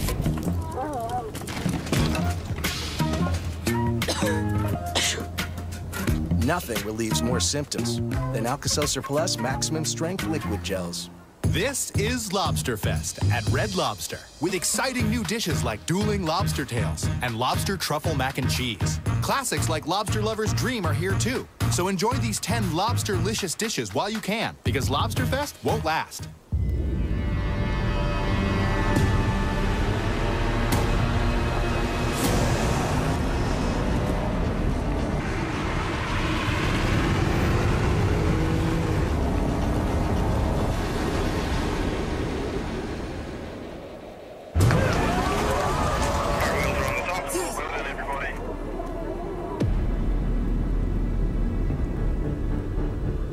Land Rover, above and beyond. We may be one of the world's most familiar companies, but we make more than our name suggests. We're an organic tea company, a premium juice company, a coconut water company. We've got drinks for long days, for birthdays, for turning over new leaves. And we make them for every moment in every corner of the country. We are the Coca-Cola Company, and we're proud to offer so much more. I am totally blind. And Non-24 can make me show up too early or too late, or make me feel like I'm not really there. Talk to your doctor and call 844-234-2424. This is where life expresses itself as an endless flow of energy. Are you ready? Atlantis, Bahamas at heart. Book by February 28th for the best rates at 1-800-ATLANTIS or AtlantisBahamas.com. With Western Union, you can tap here and send cash there to give a gift back home. Right now, send from the app for fast cash pickup. Download the Western Union app. What is style all about? I don't know. Maybe something about personality? Creating your own environment? It's just a way of being. Just being you, actually. Once you find your own way of living, I think style is automatic. Tissot, every time, Swissmatic. We needed to sell our home, and there was a lot of money on the line. We needed an agent who knew what they were doing. Luckily, we found HomeLight. HomeLight showed us the best agents in our neighborhood based on their actual track record. Who sells quickly? Who sells for top dollar? In the end, we went with Ben. Ben sold our house in just 2 weeks for $55,000 over asking. There's no question. When it's time to sell, the place to go is HomeLight. Join the thousands of people who have sold their home by going to HomeLight.com. Even as survivors of the Parkland school shooting have been standing up and speaking out and demanding action to prevent the next mass killing, they've also just gotten a bitter reminder that activism is neither easy nor simple. Late this afternoon in Florida's capital, Tallahassee, the State House rejected a ban on AR-15 style weapons and large capacity magazines. The next death of someone with an assault rifle here in Florida is going to be on them. It's going to be on them, and it's going to be their fault that those people are dead. That was Cheryl Acquaroli. She joins us along with classmate Spencer Blum. Cheryl, I know you were in the gallery when the Florida House voted down the motion to take up the ban on assault weapons. I'm wondering what went through your mind when you heard that. Well, I wasn't surprised. It didn't come as a shock to me. It was just so heartbreaking to see how many names were up there, especially after it was my school, you know, and just seeing the amount of people who had no concern. It seemed almost heartless how they just immediately pushed the button to say no. And it was just, I knew that it wasn't going to go through, but I guess I didn't expect how many people didn't want safety with guns. Yeah, I mean, Spencer, the final vote wasn't even close. It lost 36 to 71. I'm wondering, for you, what message do you think that sends to those like yourself affected last week? You know, personally, I think that the people who are our representatives, we elected them to represent us in the state legislature, and if that's how they want to represent us, the people who just went through a school shooting and survived a school shooting, that's unacceptable. That's not representing us. So we need to get new representatives who will represent us and share the same views that we do. Cheryl, I mean, to those who voted against the motion, I guess, what would you want to say to them if you could? The next death of someone with an AR-15 is going to be on you. You really believe that? Yes, I do believe it, because they had a chance to stop it today. And if there is another mass shooting, it's going to be their fault. If there is another mass shooting here in Florida, it's going to be their fault, because they had a chance today. They had a chance to stop it, and they threw that chance away. Spencer, I understand that Florida's Governor Rick Scott just announced at a roundtable he's holding that he plans to put forth a gun policy proposal on Friday, in his words, to move the needle forward. He did this after listening to school safety leaders, he says, and Parkland students. It's not clear what he actually means by moving the needle forward, but I'm wondering if you trust the governor to do anything significant addressing gun control. Not in the slightest. All politicians said that we're going to do something about this. They said that after Sandy Hook. Oh, this is such a tragedy is what they said after Pulse. Never again. It's just Las Vegas. Oh my God, so horrible. But after all of these tragedies that all had an AR-15, now it's our school. If they really cared and they really wanted to do something, they had their chance. And today was another chance. And their chance is gone. It shows that they don't care about us. Cheryl, have you thought about what you plan to do now in terms of activism? Because obviously seeing this today, seeing it up close, I know you said you didn't expect it to go through, but you know, the sheer numbers of votes against it, if it, you know, does it make you less, does it make you not want to continue activism? Does it make you more determined? What happens now? It made me so much more determined to become a true activist.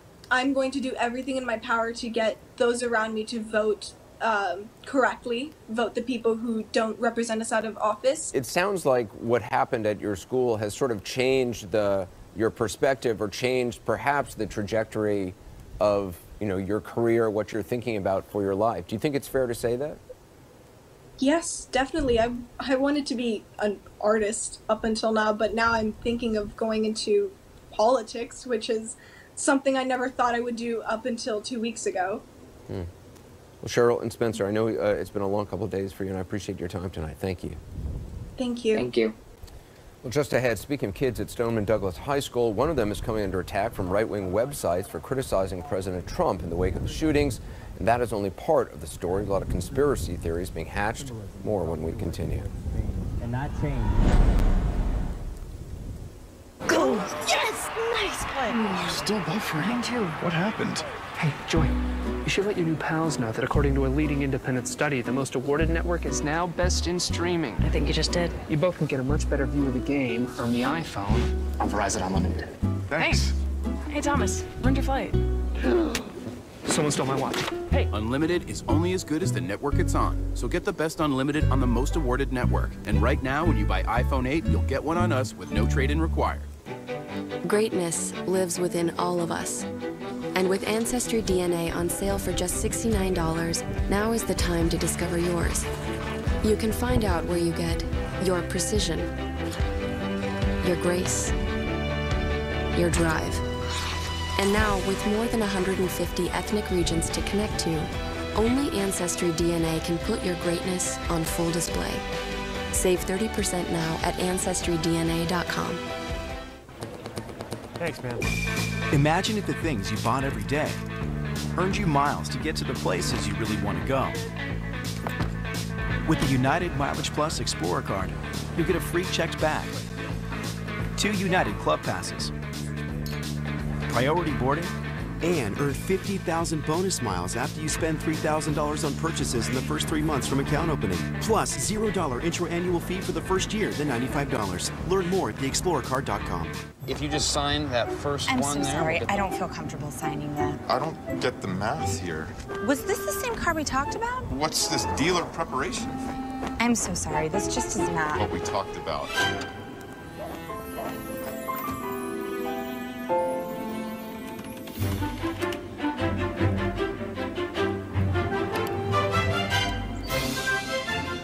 Get the car without the car salesman. Carvana, the new way to buy a car. The deadliest school shooting since Sandy Hook. The students of Stoneman Douglas speak out to demand action and an end to the violence once and for all. Stand Up, a live CNN town hall hosted by Jake Tapper. Tomorrow evening, 9 Eastern. There is sort of a magic to it. The sunsetter comes out, and then the family comes out. The kids are loving it. It's nice to get outside and get some fresh air and not be cooped up indoors all the time. Before we got the sunsetter, we almost never used the patio. If it was sunny out, we'd be inside. Because it was just so hot. It was nuts. Now that we have the sunsetter, we're spending more time outdoors. And it's adjustable, so it's like a convertible room. You just press that button, and you get as much shade or as little shade as you want. It cools the inside of the house, too, so we're saving money with the AC. And I do my yoga out there. It's really peaceful. We checked on the quality of the fabrics, the motor, the warranty. The installation was easy. It was like the awning is coming today, and then the awning was up that afternoon. We're saving money, we're getting outdoors. It really has changed our lives. Call Sunsetter now for your free idea kit, including local dealer info.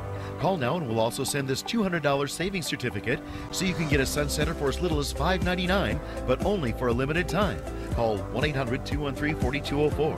1-800-213-4204.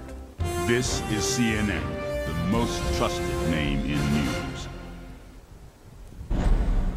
There were 4 more funerals in Florida today, 4 funerals of children, students from Marjory Stoneman Douglas High School killed in last week's shooting. Kara Loughran, she was 14 years old.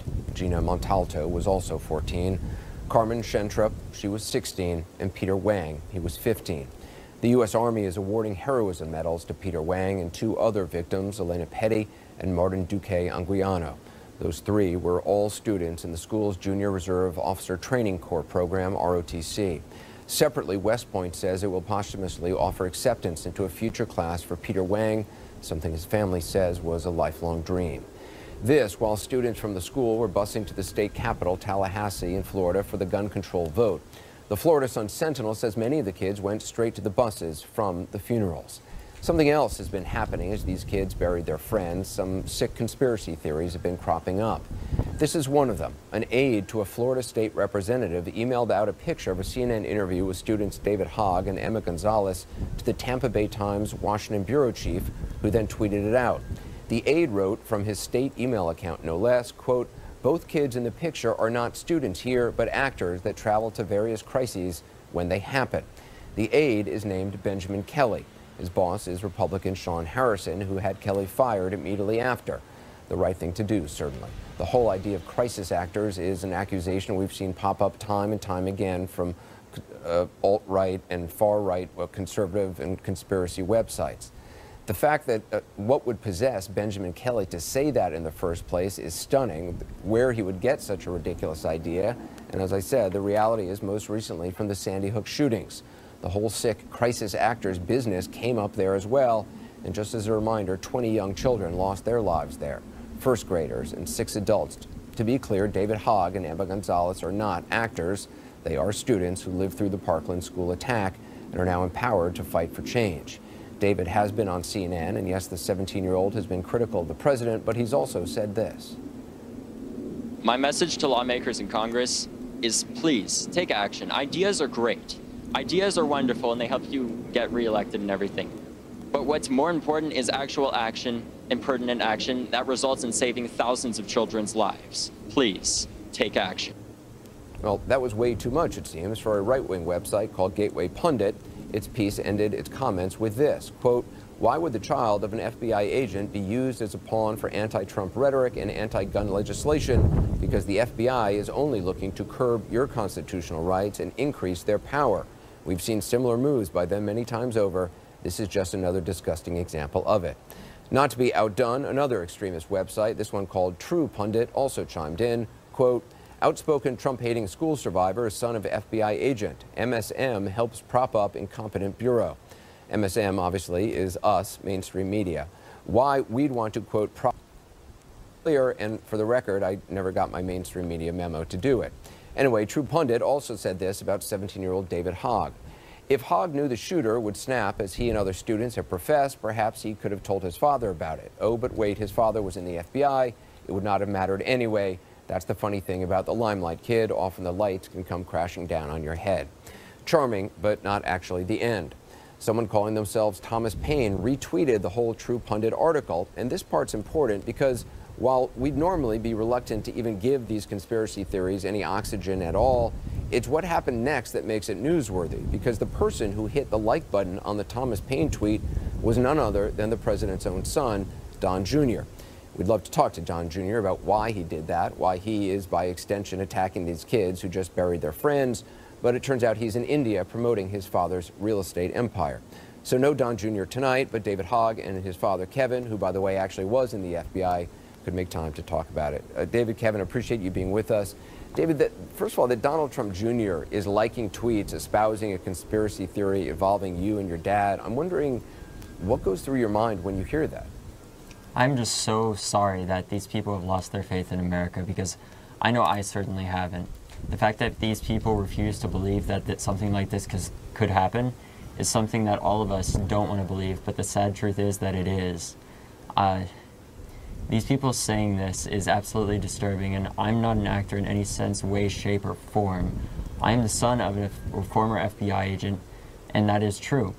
But as such, it is also true that I go to Stoneman Douglas High School, and I was a witness to this. I'm not a crisis actor. I'm somebody that had to witness this and live through this, and I continue to have to do that.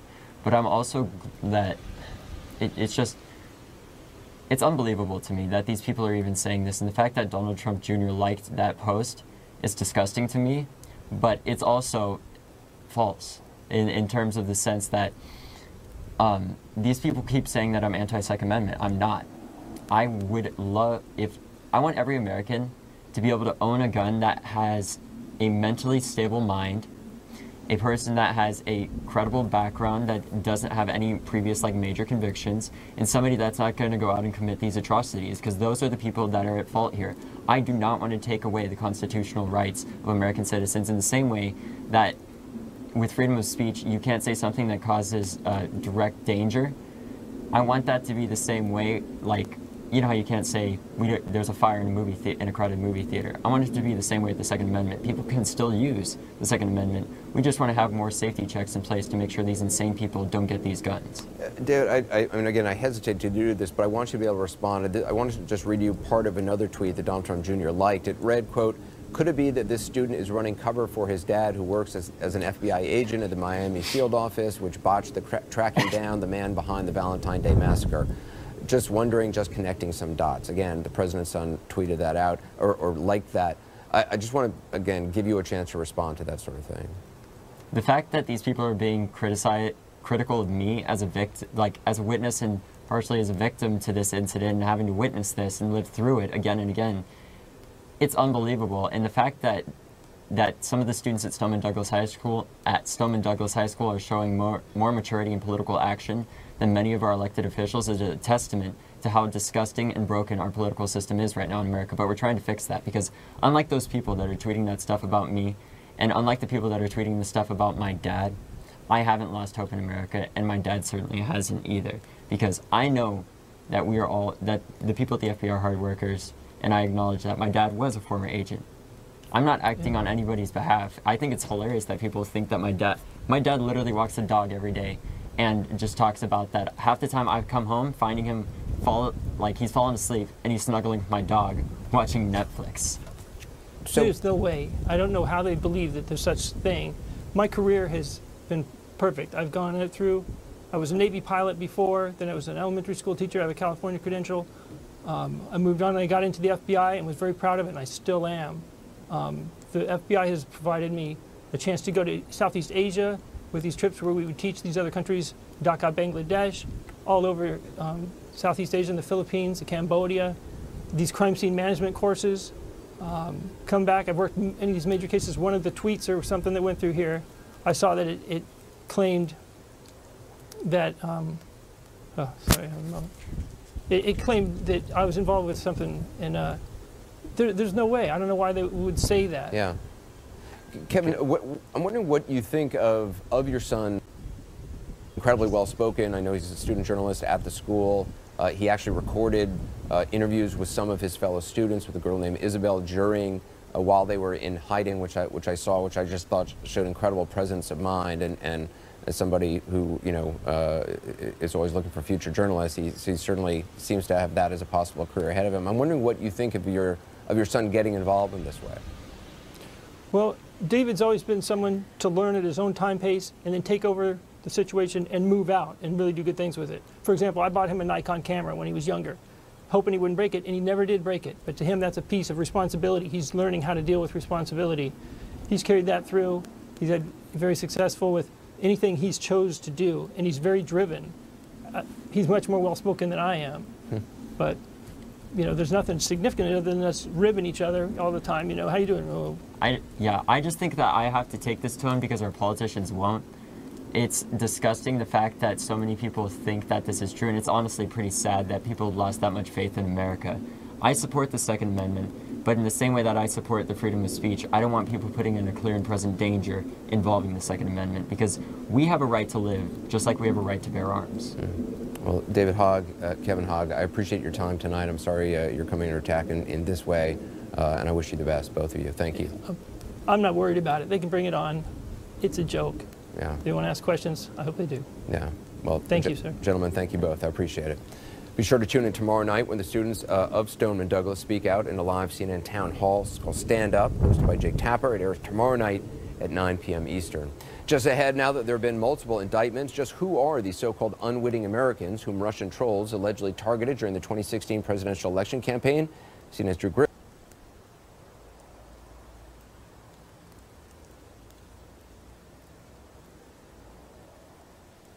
Actually infiltrated. BS. And please report that. I don't believe that. That's bull.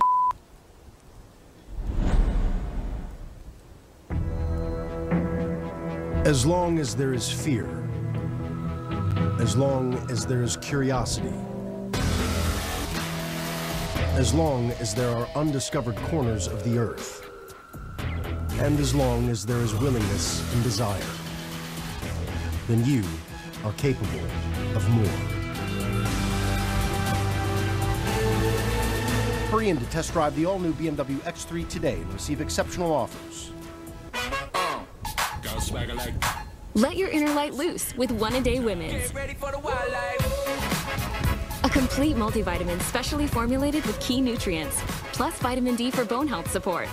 Your One-A-Day is showing. Remember our special night? Abdominal pain and diarrhea. It's my anniversary. Aw. Sorry. We've got other plans. Your recurring unpredictable abdominal pain and diarrhea may be irritable bowel syndrome with diarrhea, or IBS-D. You've tried over-the-counter treatments and lifestyle changes, but IBS-D can be really frustrating. Talk to your doctor about Vyburzi, a different way to treat IBS-D. Vyburzi is a prescription medication you take every day that helps proactively manage both abdominal pain and diarrhea at the same time, so you stay ahead of your symptoms. Vyburzi can cause new or worsening abdominal pain. Do not take Vyburzi if you have no gallbladder, have pancreas or severe liver problems with alcohol abuse, long-lasting or severe constipation, or a bowel or gallbladder blockage. Pancreatitis may occur and can lead to hospitalization and death. If you are taking Vyburzi, you should not take medicines that cause constipation. The most common side effects of Vyburzi include constipation, nausea, and abdominal pain. Stay ahead of IBS-D with Vyburzi. Wow, Wayfair has everything. Drop the mic. Everything I need? I'm done. Drop the mic.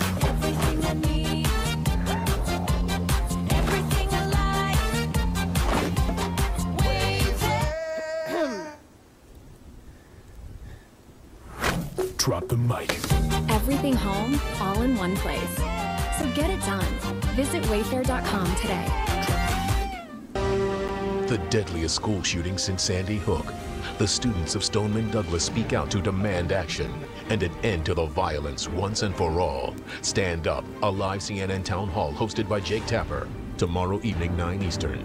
I was wondering if an electric toothbrush really cleans better than a manual, and my hygienist says it does, but they're not all the same. Who knew? I had no idea. So she said look for one that's shaped like a dental tool with a round brush head. Go pro with Oral-B. Oral-B's rounded brush head surrounds each tooth to gently remove more plaque. And unlike Sonicare, Oral-B is the only electric toothbrush brand accepted by the American Dental Association for its effectiveness and safety. My mouth feels so clean. I'll only use an Oral-B. Oral-B. Brush like a pro. Introducing Pulse. Broken phone? We fixed that. It couldn't be easier. We'll be there in a heartbeat 7 days a week. Check us out at Pulse.com. Pulse, for the ups and downs of digital life. Introducing Pulse. New TV to install? We do that. It couldn't be easier. We'll be there in a heartbeat 7 days a week. Check us out at Pulse.com. Pulse, for the ups and downs of digital life. This is CNN, the most trusted name in news. When the Mueller indictments came down last Friday, a key element was that Russian trolls allegedly succeeded in enticing unwitting Americans to take part in electioneering, including supporting the candidacy of Donald Trump. CNN senior investigative correspondent Drew Griffin went looking for some of those Americans, and here's what he found. BS. She may well be one of the unwitting Americans, Trump supporters who helped the Russian internet trolls infiltrate U.S. communities by spreading Russian-made messages without knowing it. But Florin Goldfarb, who still runs the Team Trump Broward Facebook page, thinks that's all BS, right down to the timing of when Robert Mueller decided to release his indictments. I think it's a cover-up. That's my opinion. They're covering up for their blunder on the shooting that was done at the high school. One group the Russians operated under was called Being Patriotic, calling themselves an online community.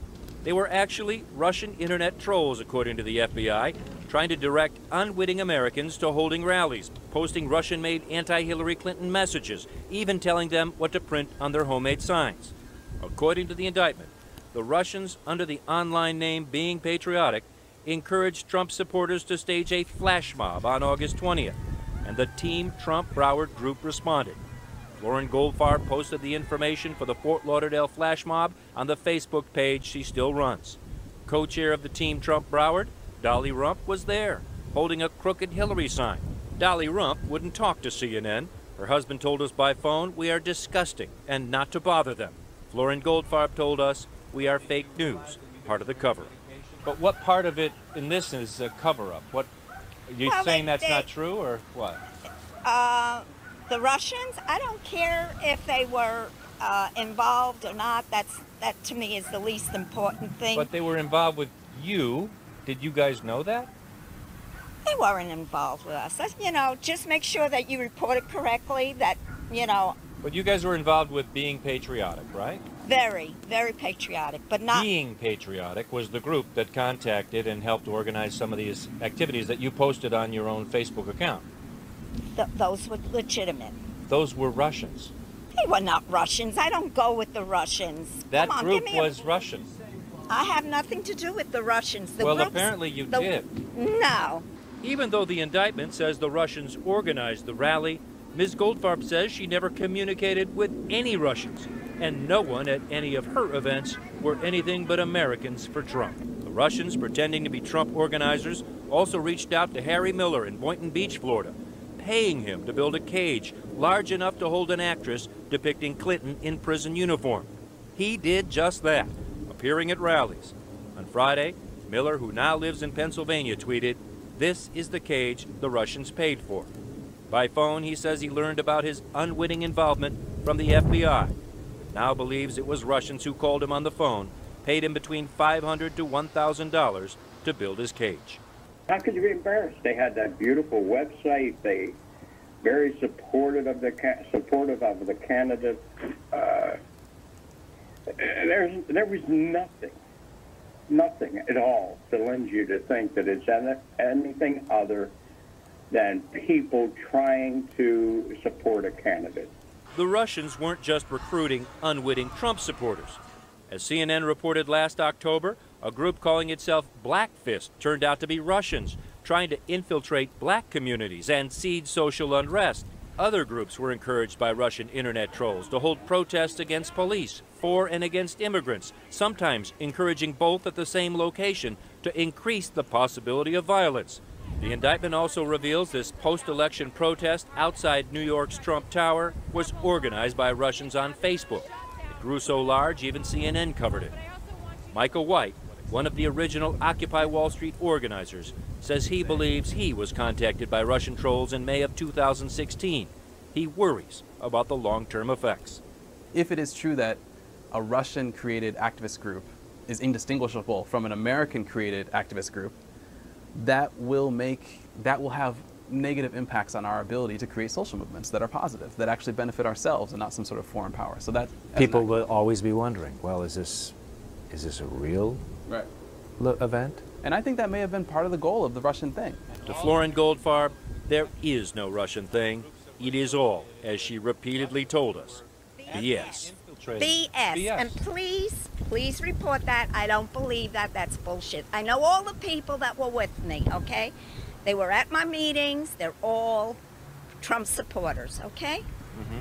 But did you realize that you guys were in communication electronically with Russians? Not me. I don't know. You were posting stuff on the Facebook. Hillary Clinton was, and so was all her bandits.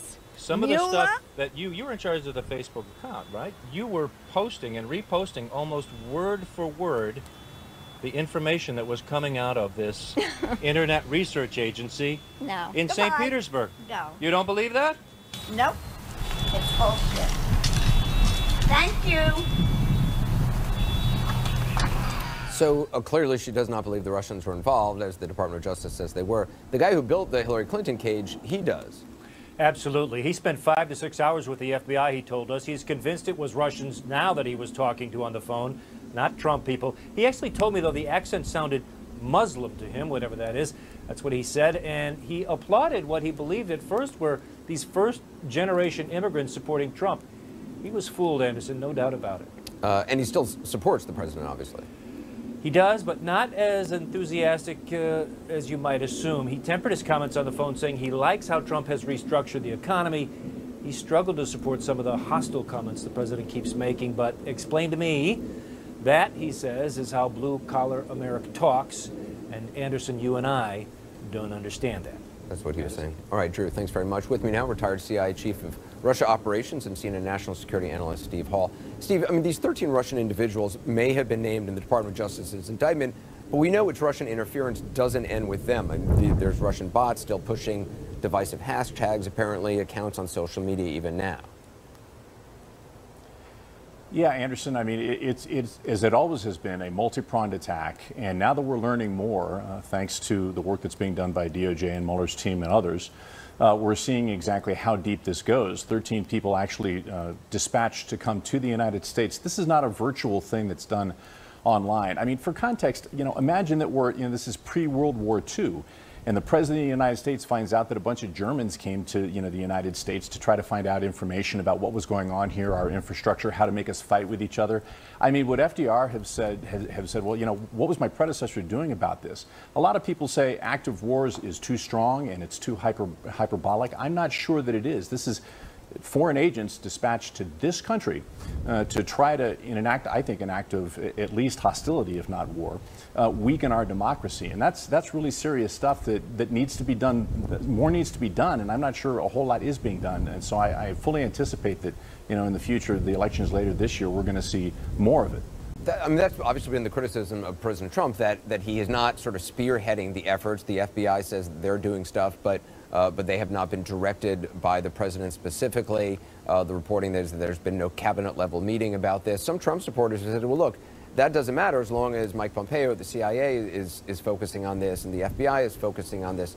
Do you believe that, while individual efforts from the CIA or the FBI, that there does need to be coordination from the top, from the president?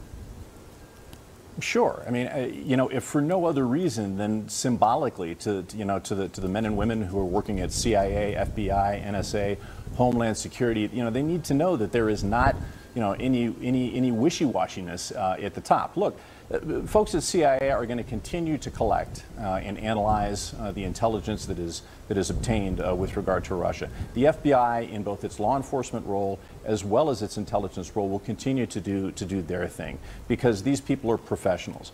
But you have to have, again, basic leadership. This comes close to being a time of war. I mean, we know that a hostile nation is now engaging in asymmetric warfare by using their own phraseology. These are things they know they can't go against us conventionally. You know, NATO is too strong. Nobody wants to get into a nuclear war. This is Russia's new version of a war against the United States and Western democracies writ large. And to have the leader of the free world, President Trump, sort of sit back and take it all personally because, oh my God, we don't want to talk about something that might imply that I wasn't legitimately elected. I can't risk that. I can risk the rest of the country, but I can't risk that. It's outrageous. It is amazing how personally he takes it. I mean, he portrays himself as a leader of strength, but it is a sign of weakness that frankly can be exploited by others, that he can't separate himself from, you know, what should be done for the country. He can't separate it as being somehow criticism of himself and delegitimizing his election, which no one seems to be saying it is. Look, in my assessment, Anderson, this president is an opportunist. He doesn't care about the Republican Party. He doesn't really care about the Democratic Party. And I don't think he really cares about Putin or the Russians. I mean, it's all, what is it, you know, what's in it for me? How can I keep the questions going away from the legitimacy of my election? And, you know, if we have to sacrifice national security, so be it. Steve Hall, thank you very much. Coming up, it seems to be the president's default move. When in doubt, blame Obama. He's doing it again on Russia. We'll speak with presidential historian Douglas Brinkley to see if the attacks on his predecessor are unprecedented and unpresidential. That's next. Dial your binge watching up to 11. Join the Uncarrier right now and get 4 unlimited lines for only $35 each. Whoa. Plus Netflix for the whole family on us. So they get their shows. Let's go, girl. You're gonna love this bit. And you get yours. Watch however you want on your phone, tablet, or TV. For a limited time, get 4 lines for just $35 per line with no extra charges. It's showtime. All on America's best unlimited network, T-Mobile. Coaching means making tough choices. Jim, you're in. But when you have high blood pressure and need cold medicine that works fast, the choice is simple. Coricidin HBP is the #1 brand that gives powerful cold symptom relief without raising your blood pressure. Coricidin HBP. So I needed legal advice. And I heard that my cousin's wife's sister's husband was a lawyer, so I called him. But he never called me back. If your cousin's wife's sister's husband isn't a lawyer, call LegalZoom and we'll connect you with an attorney. LegalZoom, where life meets legal.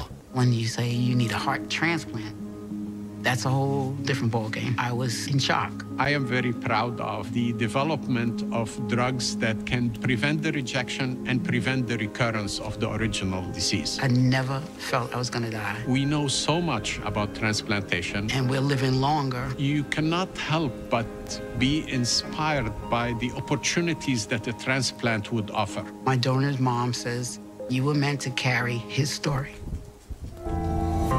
Are you reluctant to eat in public because of your denture? Try Super Polygrip. It holds for 12 hours to reduce denture movement, helps provide better bite, seals out 74% more food particles, and enhances your denture fit. Try Super Polygrip.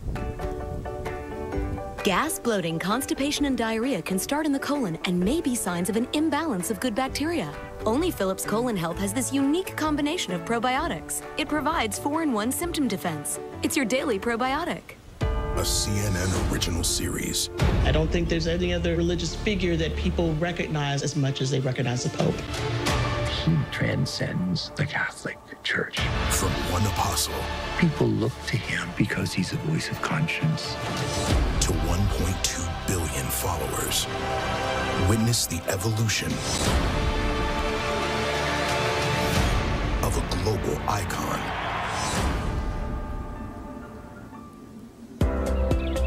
There is sort of a magic to it. The sunsetter comes out, and then the family comes out. The kids are loving it. It's nice to get outside and get some fresh air and not be cooped up indoors all the time. Before we got the sunsetter, we almost never used the patio. If it was sunny out, we'd be inside. Because it was just so hot. It was nuts. Now that we have the sunsetter, we're spending more time outdoors. And it's adjustable, so it's like a convertible room. You just press that button, and you get as much shade or as little shade as you want. It cools the inside of the house, too, so we're saving money with the AC. And I do my yoga out there. It's really peaceful.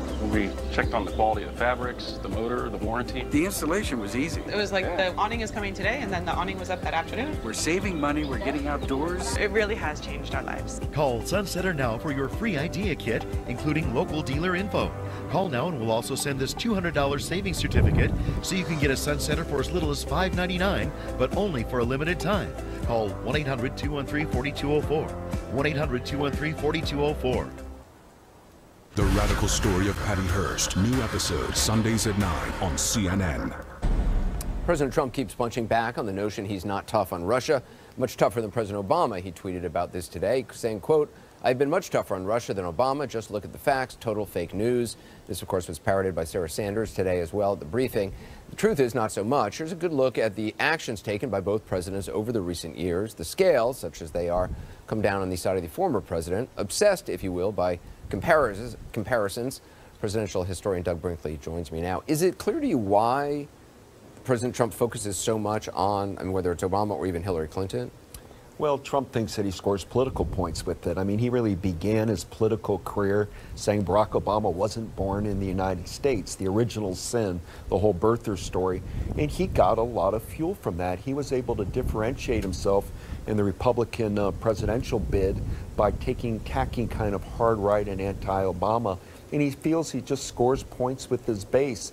I've never seen a president that just so routinely has to say I'm better than my predecessor, and we saw it on his first major, thing with the inaugural, with the crowd size and all that. It is interesting because, I mean, President Obama got a lot of criticism early on in his administration when he would talk about the economy and point to what happened under President Bush, and people after a certain time said, look, at a certain point, you own it, stop talking about it. I'm wondering, I mean, how common is it for presidents to criticize a former president this long, after a year in office? It happens. I mean, Franklin Roosevelt ran on, Herbert Hoover got you into the Great Depression, Hoovervilles.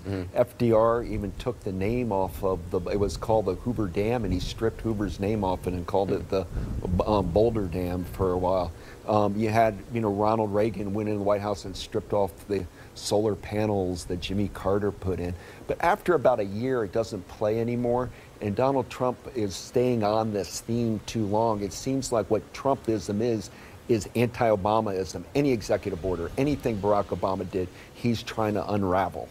The tweet, about that he's done more, he's been tougher on Russia, that then gets, trumpeted by Sarah Sanders. I mean, it is interesting how the spokespeople from the podium kind of have to go into verbal gymnastics to follow up on presidential tweets that are often either just flat out incorrect or, like the tweet he said about the FBI has spent, they're spending so much time on Russian investigation. That's why they, basically intimating that's why they dropped the ball on the school shooter.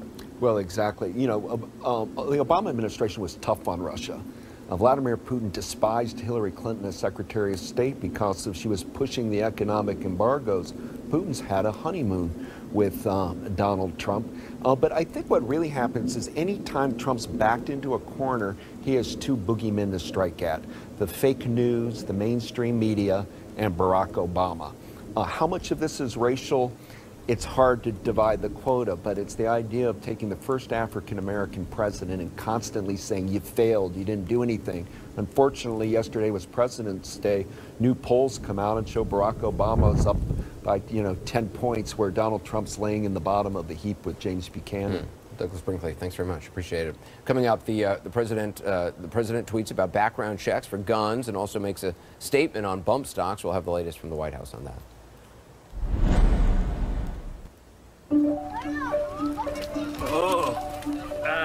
I don't have my wallet, so. Perfect. You can send a digital payment.